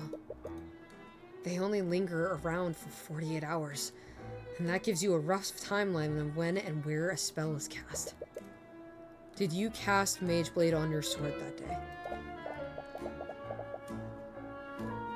I did. I usually cast it when I train in the morning. That explains why there was a trace on the sword, at least. Did the trace on my sword leave the magical trace on my dad's body? No. Magical traces can't be moved around physically. For a spell to leave a trace, it has to be active when physical contact is made. Really? What does that mean, then?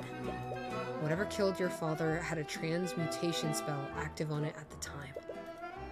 The magical trace on your sword was just an unlucky coincidence. I can't believe this. Your dad! Can you tell me more about your father? Or not. That works too. Sorry. I know this must be difficult after everything that's happened. No, it's okay.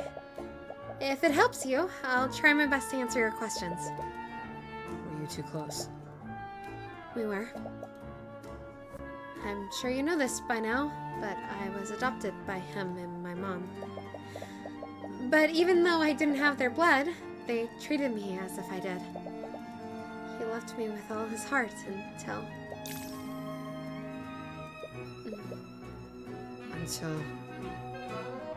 Until what? Does this have something to do with the argument that they had? I loved the Club Penguin agent missions. Yeah! The Club Penguin agent missions! Yes! Like this, but you could at least pan around a bit. Yeah. Oh my gosh, when they were good. The new Club Penguin, like, site, like, it's not the same. They changed it so much. It made me so sad as a kid when they got rid of the agent missions, or they like made them their own, like whatever it is now. I miss when you like actually went on like missions. Like you had to survive in the like the forest because you like your thing broke, or you had to go find Herbert or. Yeah, I think his name was Herbert. God, I used to play that game. That was my game as a kid. That was the game I played when I was a kid. My parents were very much like, you can only be a member. My parents paid for membership, but I was only allowed one game to choose. And Club Penguin was my game of choice, even though I really wanted to play Toontown at the time, because it was really fun, but Club Penguin kept me coming back way more than Toontown. Man, my camera does not like when I drink water. Okay.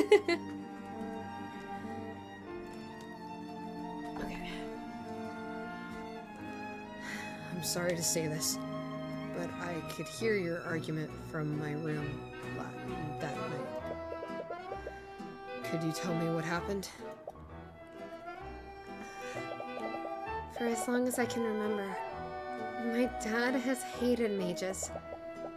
I'm not sure why, but if you even mention magic around him, he'd fly into a rage. So I hid my magic from my family. But why even learn magic in the first place? If you really wanted to, you could have gone your whole life without using it. Ever since our tavern closed, my family's been in a lot of debt. I decided to become a mercenary and use magic to enhance my ability to fight. Most mages are in the nobility, So people will pay a lot for a sellsword who can use magic. So that's why she's a mercenary. Celeste McCoy learned magic so she could support her family as a mercenary. Apparently, many people pay extra for a mercenary that can use magic. But I know now. Learning magic was the biggest mistake I've ever made. On that night, my dad found my spell compendium. When he confronted me about it, I finally came clean to him. That's when he flew into another one of his rages. He shouted at me. He told me that I'd betrayed him and his family. I'm so sorry. I can't imagine how that must have felt. I deserved every bit of it. I knew how much he hated magic, but I learned to use it anyway. He showed me so much love, and I just threw it all away. Don't say that. I'm sure he still loved you. No. I could see it in his eyes.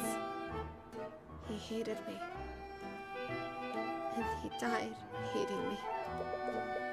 You feel a sharp pain in your chest as you see that thought. Locked door. There's a locked room in the tavern at the very end of the hallway upstairs. The Inquisition probably searched it already, but I just wanted to investigate it to make sure. A locked room at the end of the hallway? I think that's my room. Do you know how I could get in there? It's the only room in the tavern that I haven't investigated. You feel a suspicious gaze from Celeste. What's that look for? I'm your lawyer.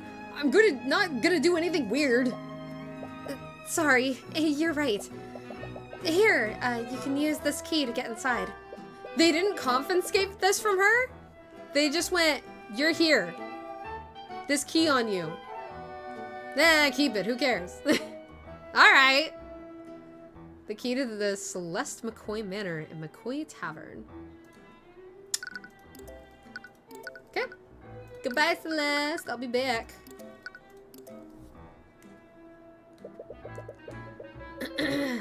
Oh boy. Chat, once we hit 4 hours is probably when I'm gonna call it. Please stick around though, because I am gonna be raiding somebody, and I always love to spread the positivity and keep, keep the party going for you guys for the night. Alrighty. You use the key to enter Celeste's room. However, you're startled when you notice that someone else is already inside. I've already told you, Knights, everything I know. What more do you? Oh, aren't you Celeste's attorney? I am? Who are you? Oh, how rude of me. I'm Jolene McCoy. I'm Celeste's mother. Name, Jolene McCoy. Occupation, unemployed. I was at the trial this morning. I can't thank you enough for everything that you've done for my daughter. So this is Celeste's mother. She might be able to tell me more about Flintheart. About that, do you mind if I ask you some questions for my investigation?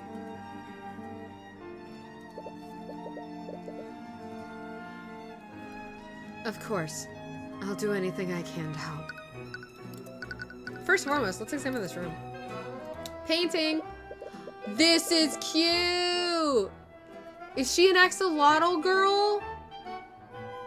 That's so cute. It's a painting of a woman with some sort of aquatic animal. It's an axolotl. Holy boobs, Batman. Listen, you haven't seen Ruby yet. Oh, I love that painting. Celeste brought it back from her travels. Supposedly, that woman is named Madeline Kipling. From what I've heard, she runs a wildlife sanctuary for endangered species. I think the animal in this painting is called a faykip? Mudkip? Mudkip? Mudkip. I don't know how to do the Mudkip voice. Tala does such a good Mudkip noise. Oh, don't they just go kip or something like that? I forget. I'm afraid to see her at this point. I mean, it's just because of the pose she does. That's it. Her normal pose is the only thing. Celeste told me that she really likes them. That's interesting. You weren't aware that these kind of creatures even existed. Okay. It's a table with several chairs. It must be used for entertaining guests. Doesn't look like it's seen much use, though. It's a door leading to the upstairs hallway. It's a fancy-looking bed. Celeste had it custom made. Wouldn't something like this be really expensive? It was. I was really surprised when she returned from her travels. Apparently she was making a lot of gold from her job as a mercenary. Wow. You and Flintheart must have been happy for her. We are. But I still wish she'd get a less dangerous job. Okay, I think that's all we can check in here. Talk to me about your husband. Your husbando. Can you tell me why your husband hated mages so much? I understand that most people dislike the nobility and associate magic with them. But on that night, it's like he was furious at Celeste specifically because she was a mage. Oh, you must have talked to Celeste. I wasn't there when their argument happened, but I can only imagine what he said to her. Do you know what happened to him? Why does he hate magic so much? Celeste doesn't know about this, but years ago, Flintheart had a sister named Effie. When I was a child, we were friends with a boy named Garrick Pierce. Garrick Pierce, you say? Interesting. Interesting.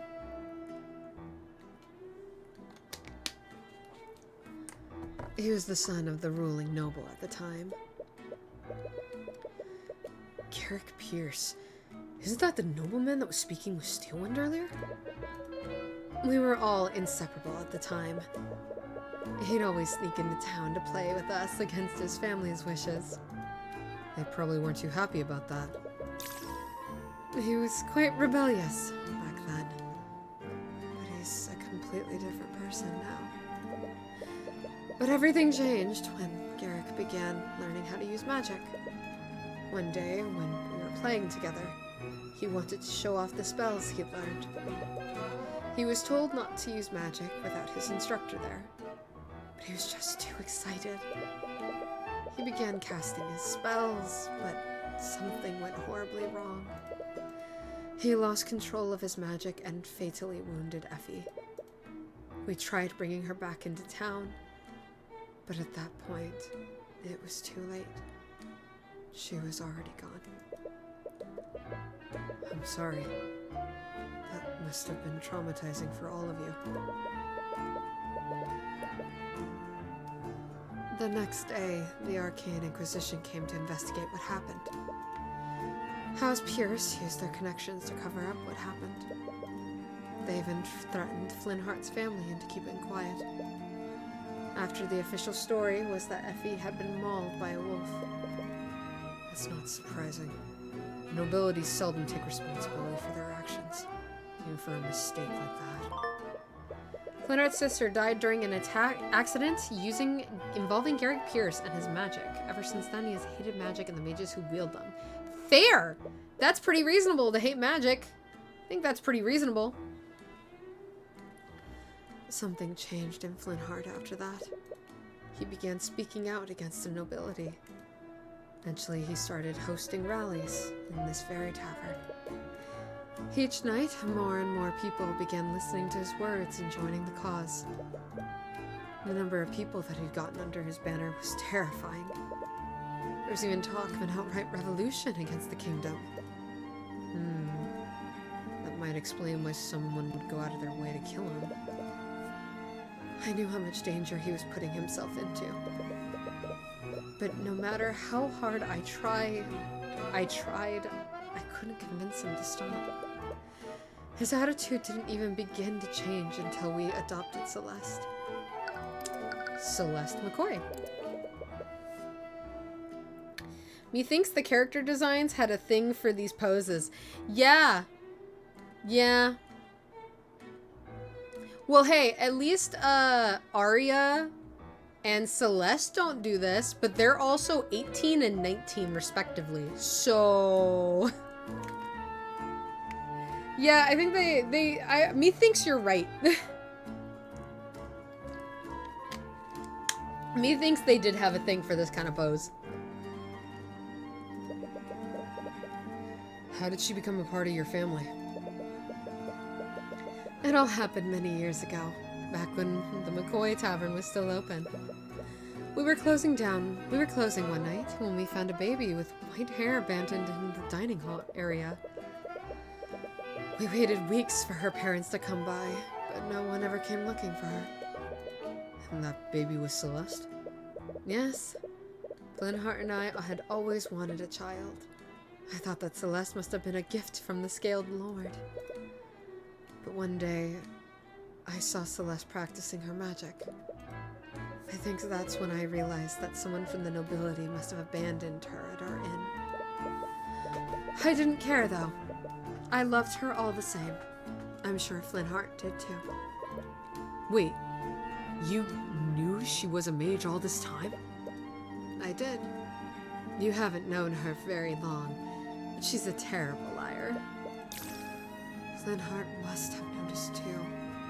But I think that he didn't want to believe it. It's my fault.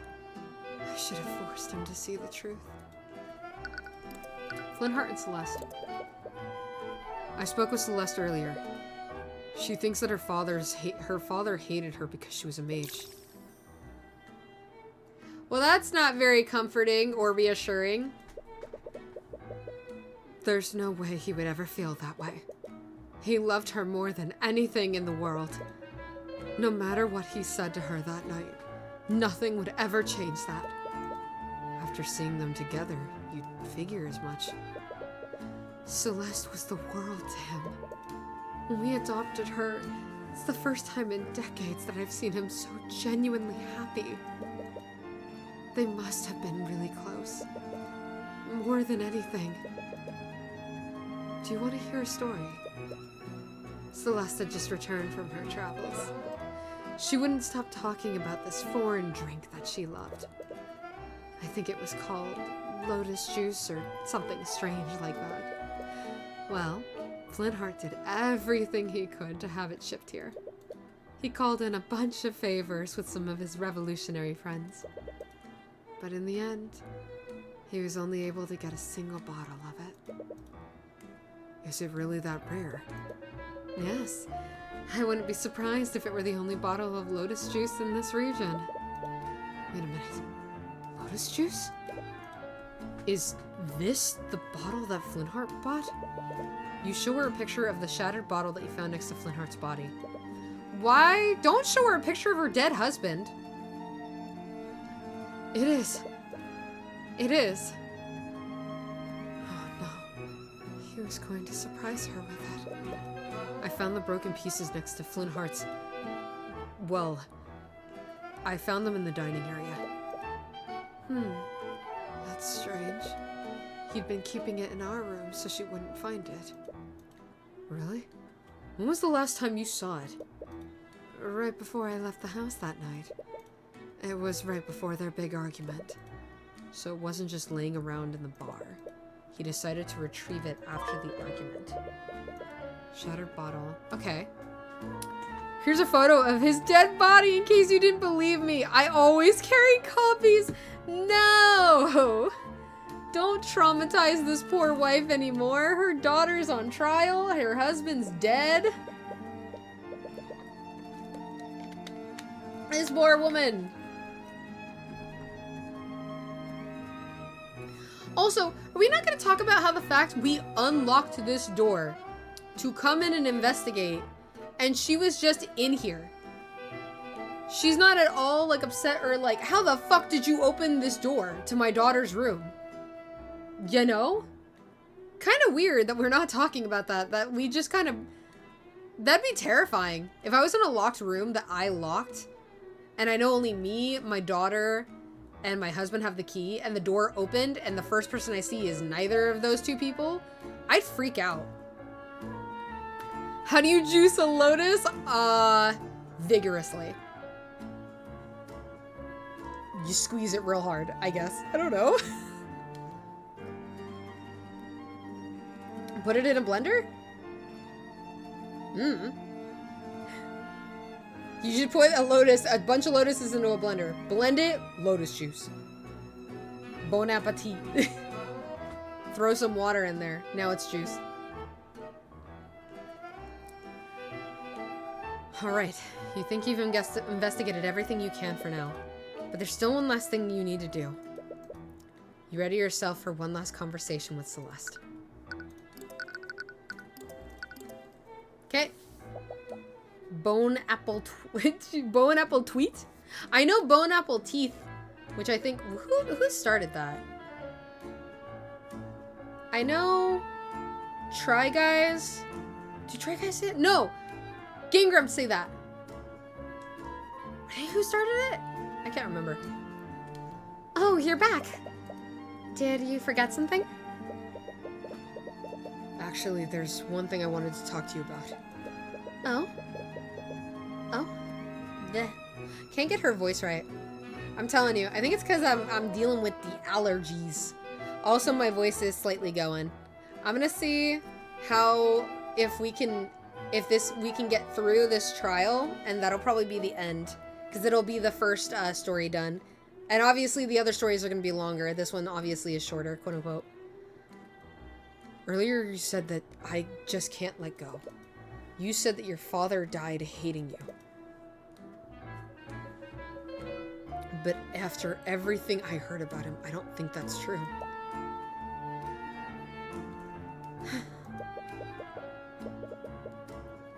Your father loved you, Celeste, even in his final moments. You desperately want to reach her. If she keeps believing that he hated her, that thought will eat away at her for the rest of her life. You know that better than anyone. He's just lying to make me feel better. But it looks like it won't be that simple. You'll need to win an argument against her if you want her to see the truth. Let's go! Argument time! Celeste believes that her father died hating her. But after seeing them together and learning about them, you know that can't possibly be true. You just need to convince her of that. Let's do it. Argument. I know you're just trying to make me feel better, and I really do appreciate it. But everyone knows that my father hated mages. He's always hated magic. There's no reason behind it. There sure is, though. His sister died. I don't know if it's my place to say this, but there's a reason why your father hated magic so much. What?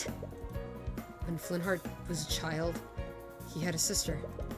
She was tragically killed by a mage decades ago. That's why he had such an immense hatred for magic. I never knew. But that doesn't change anything. That's all the more reason for him to have hated me. It was selfish of me to learn magic. I knew how much he hated magic, but I still learned to use it anyway. Magic killed someone that he loved. No wonder he was furious.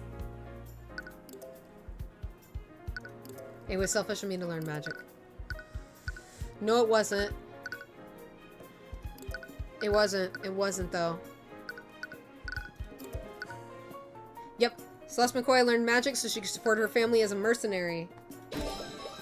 It was not selfish. Your decision was the most unselfish thing ever. But you didn't learn magic to benefit yourself, did you? You learned it to save your family after your tavern was shut down. That's... You're a good person, Celeste. You did everything you could to help your family. I'm sure your father recognized that. Just shut up. What? Shut up! Just stop it! whatever composure she had before slowly breaking down. You weren't there! You didn't hear what he said to me! In his final moments, he could only think of how I betrayed him. I could see it in his eyes. There's no way he would ever forgive me. In his final moments, he could only think of how I betrayed him. Nope, not true. Because he had the juice that you loved with him. He went upstairs to go get that. That wasn't in the bar. Hey, Celeste, now take a look at this photo of your dead dad. Tyrion, at least, like, cover it or some shit. Come on, man. Take a look at this picture, Celeste. What? A shattered bottle? Wait. Is that a bottle of lotus juice? Always have copies. God. No, we do not. Do you know where I found this? On the floor of your family's inn. What? That can't be true. I tried to find it here, but no one sells it in Wyverngard. Your father knew how much you loved this drink. He called in quite a few favors just so he could have it imported to you. For you. What? He did that?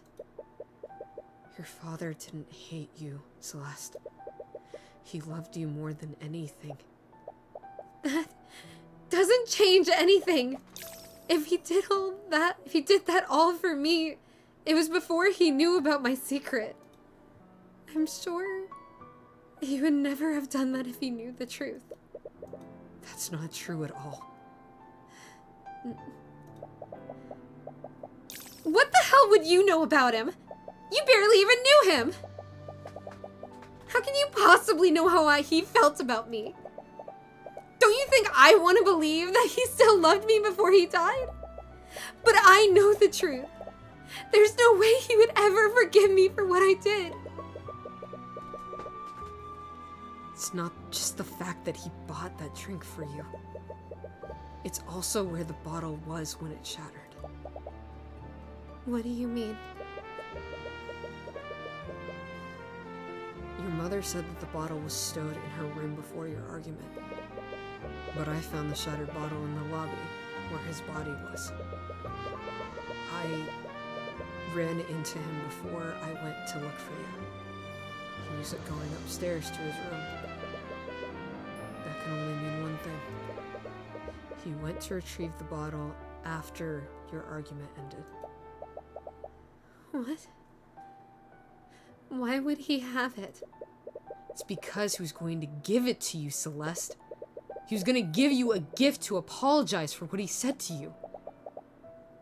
He was going to apologize? Your father loved you, Celeste. And as tragic as it is, he was going to apologize to you before he was murdered.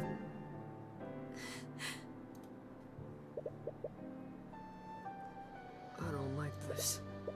My daughter working as a mercenary of all things. Come on, Dad. You know I can handle myself. I don't doubt it. You still shouldn't have to risk your neck for our sakes. They close the inn, Dad. We won't be able to survive unless I do this. Just be careful, okay? I don't know what I'd do if anything happened to you. No matter what anyone says, you're our daughter. We'll love you until the day we die. Dad, how could I ever think that? I'm sorry. I'm so sorry, Dad. Celeste has barely been keeping it together throughout the whole argument, but a realization is finally causing her to break down. She begins crying loudly as she quickly embraces you. In this cold, dark place, she probably hadn't felt warmth of any kind for days. You're caught off guard and feel a little embarrassed, but you comfort her while she vents her emotions. Argument 1. Well, that was intense. I forgot about that scene. I'd honestly, God, I'd love to do a series of this game with voice actors. Like, video series. You know how there's, like, the Ace Attorney games that are, like, dubbed or whatever? I'd love to do something like that with this. I don't know if that would fly well, though, because I know dubs for, like, big franchises usually, like, that if you're a voice actor, that can ding you a bit. But, man, I forgot about that entire scene. Are you feeling better? Yeah, I think I'm okay now. I've been thinking such horrible things this entire time. She looks at you and gives you a warm smile. It's probably the first time you've seen her genuinely smile since this whole ordeal started. Thank you. But is everything really going to be okay? I'll make sure of it. I'll get justice for you and your father. It doesn't matter who stands in my way. Even if they're a man, king, or god. You're completely different now. What happened to the nervous wreck from before? Please forget about that. Anyways, take some time to rest. Trial's gonna resume soon. I think it's a fun idea to consider for sure. I've been wanting to do something like that for Paranorma Site specifically. That's the biggest one I've wanted to do. Like, hey, voice actors, I'm doing an audition. Here are all the characters. Come audition. That's the one I have one in mind. I want to start that at some point, but I feel like I've never had the time, quote unquote, to start it. It would also require me to record. I gotta record myself playing the whole game through. And then I can kind of like get some voice actors maybe and like throw that up on like my YouTube channel. Or I talked to Ken about this actually. I'd love to maybe like if we ever decide to like do some other stuff at any point, like maybe I can get it up on Ken's channel. So that way all the voice actor stuff kind of like stays in the same channel. Or I'll do it on my own. Either way, it's a thought I've had for a really long time. Paranorma Site's a really fun game. It's a really fun thriller novel game on Steam. Y'all should go play it. Or wait till Halloween. I'm gonna be playing it on Halloween. You can watch me play. It's the one horror game I enjoy. It's the one horror game I will play through and be happy and play it happily. I love that game, the story, and the characters so much. Spooky. With that, you've done everything you can for now. You've learned a lot about what happened the night of the murder. You just hope it's enough. But even with your investigation, you still don't know what the prosecution has planned. Alrighty, Arya. Has Pierce told you all the details, Mr. Rudolph? Will you remember them? Yes, I pride myself on my edict?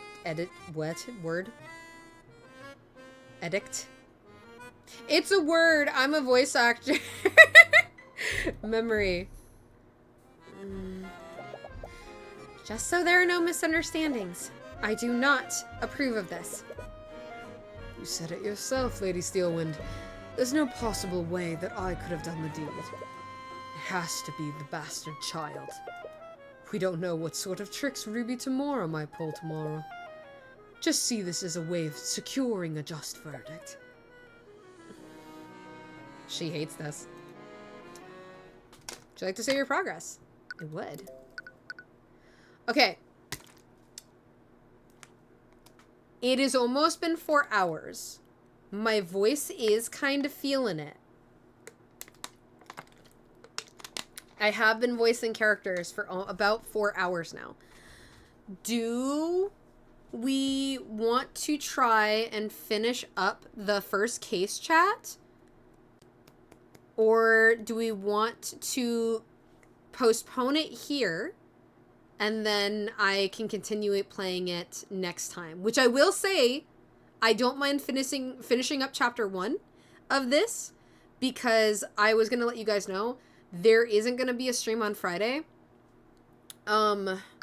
Because I am actually Today's actually my mom's birthday. Yeah.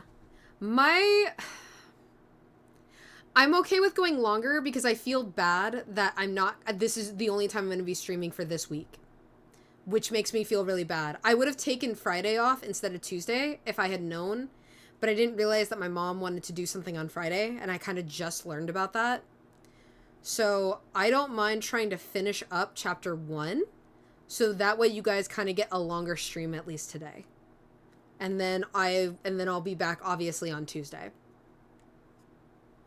Take the break. Okay. You guys okay with us breaking here then? And then we'll come back to this on Tuesday. I just feel bad that I'm not streaming on Friday. Like, when I found out, like, I want to celebrate my mom's birthday, of course. Like, nothing against any of that. I want to do that. I just feel bad that, like, I'm only streaming once this week. When I said I was going to be streaming twice, at least. So, the voice actor in me is saying, give that voice some rest, but happy birthday to your mom. Yeah! Today is Mama, as my voice actor friends call her, Mama Pancake. Today is Mama Pancake's birthday. It's her birthday today. I already sent her happy birthday and everything. She's actually currently right now taking care of my niece at my brother's house. So she's actually not here. Hence why I'm going to be going to my brother's this Friday, so we can kind of like all together as a family celebrate her birthday. But so yeah.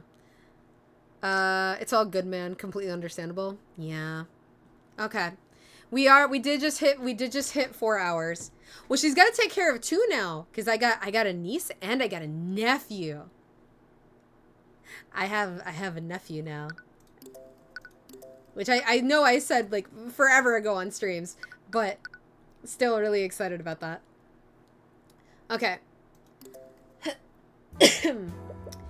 Okay. So when we come back,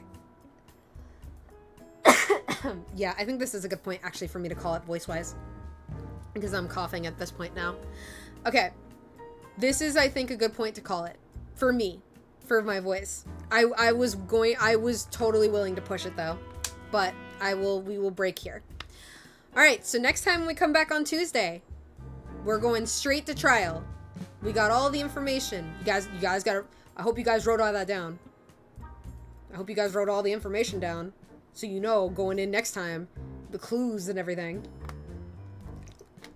Okay. Alrighty. So we saved. Can I go back to...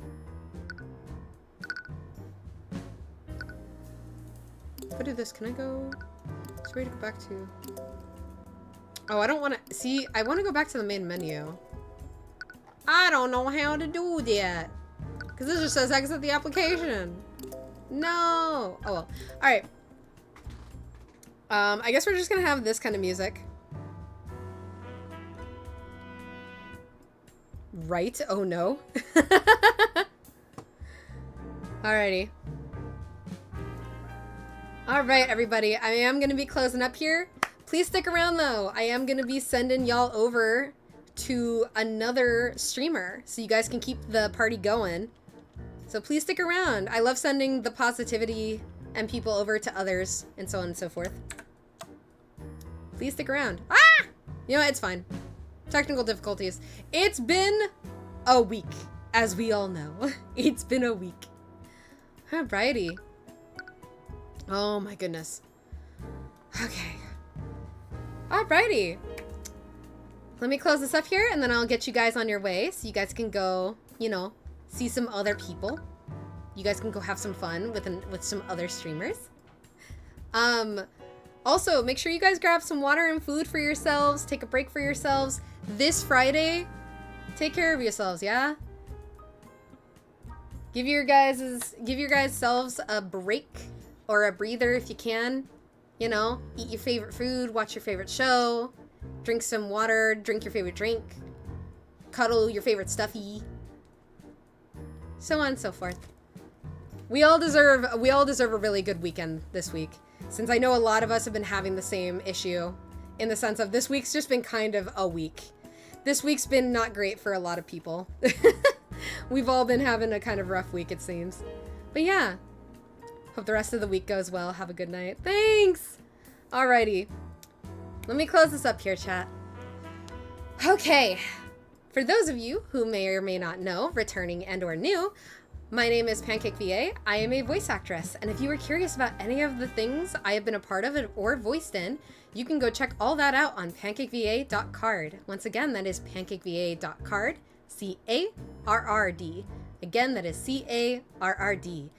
A lot of the projects on there that you can check out are mostly on Ken Lair's channel on YouTube.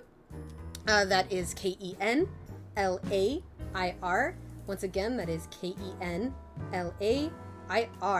And there is the link. Did it go? It did not. Did I spell his name wrong? Hello? Or is my stuff not working? Uh-oh. There it goes. Okay. That was very late. Alrighty. Man, the heat must be getting to my stuff. Alrighty. There is the channel, the link to the channel if you'd like to go check it out. We have 2 audiobooks slash audio plays going on right now. We have Couple of the Wild, which is at chapter 10. We're at chapter 10, chat. And I believe Ken made a post about it on YouTube and on Twitter and Blue Sky. His title is the same on Blue Sky and Twitter, Ken Lair, same spelling, K-E-N-L-A-I-R. We're officially calling it, I think, our first season from 1 to 10. So this is season 1 of Couple of the Wild, and we're blown away that we've made it this far. So feel free to go check out any of those if you're interested. We also have Dance With Me, which is another fantastic audio play slash audio drama that you all should go check out. I think we are up to chapter 4 right now. And all the voice actors and everyone in it are amazing. I have 2 big roles that are coming up a couple chapters down the way, so keep a lookout for that. But I also do voice NPCs and a couple other characters in both of these, so see if you can find me. And in Couple of the Wild, I am also, I believe, coming back in chapter 14. I voice Fi, so please come listen to that when we get there. Come check it out. Come watch. And if you are interested in comic dubs, we also have Splendor, which was made by Omnomberries, and the audio in it was, the music in it was done by Ben Thoven. Both are very, very talented people. Thank you, Omnomberries, for letting us get to dub that, to voice act over it. We actually have another comic currently in the works, so keep a lookout for that. That's coming. But it is one of our biggest grossing videos we have. Feel free to share stuff, all of it around. Support the actors who are all part of this. They all work so hard every day on this stuff. And yeah. Alrighty. Oh, last thing. I also have a Discord if you are interested in joining the Discord. It is a very chill Discord. Do not feel like you are forced to talk in the Discord. You can just lurk. You don't have to say anything. I try to post in there now and then, and so on and so forth. But, if you want to join, maybe meet some people, maybe, post here and there, or, share your favorite things, I will definitely respond to it. But yeah, so it's just kind of like a chill vibe kind of Discord. It's not, don't feel like you're forced to talk in the Discord, if you want to join, that is. But yeah, alrighty, thank you guys so much. Thank you for sticking around for the spiel. Now let us find somebody we can raid. Who am I raiding today? Who are we raiding?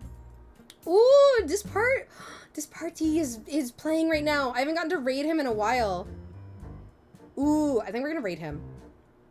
I haven't gotten to raid him in a while. He is there's also, I am following Alpha Anarchy right now, who also again, Strawberry posted the clip in Twitch at one point. So me seeing he's the voice of Eddie and Volt and Eddie killed me. I was like, oh no. Oh my gosh. He seems hella funny though. He seems like super, super nice. You know what? What is he playing? What is this? He is playing Modded New Vegas. Ooh, that's a throwback of a game. Alrighty. We're gonna be rating Disparty VT here. He's super nice. He is also a VTuber.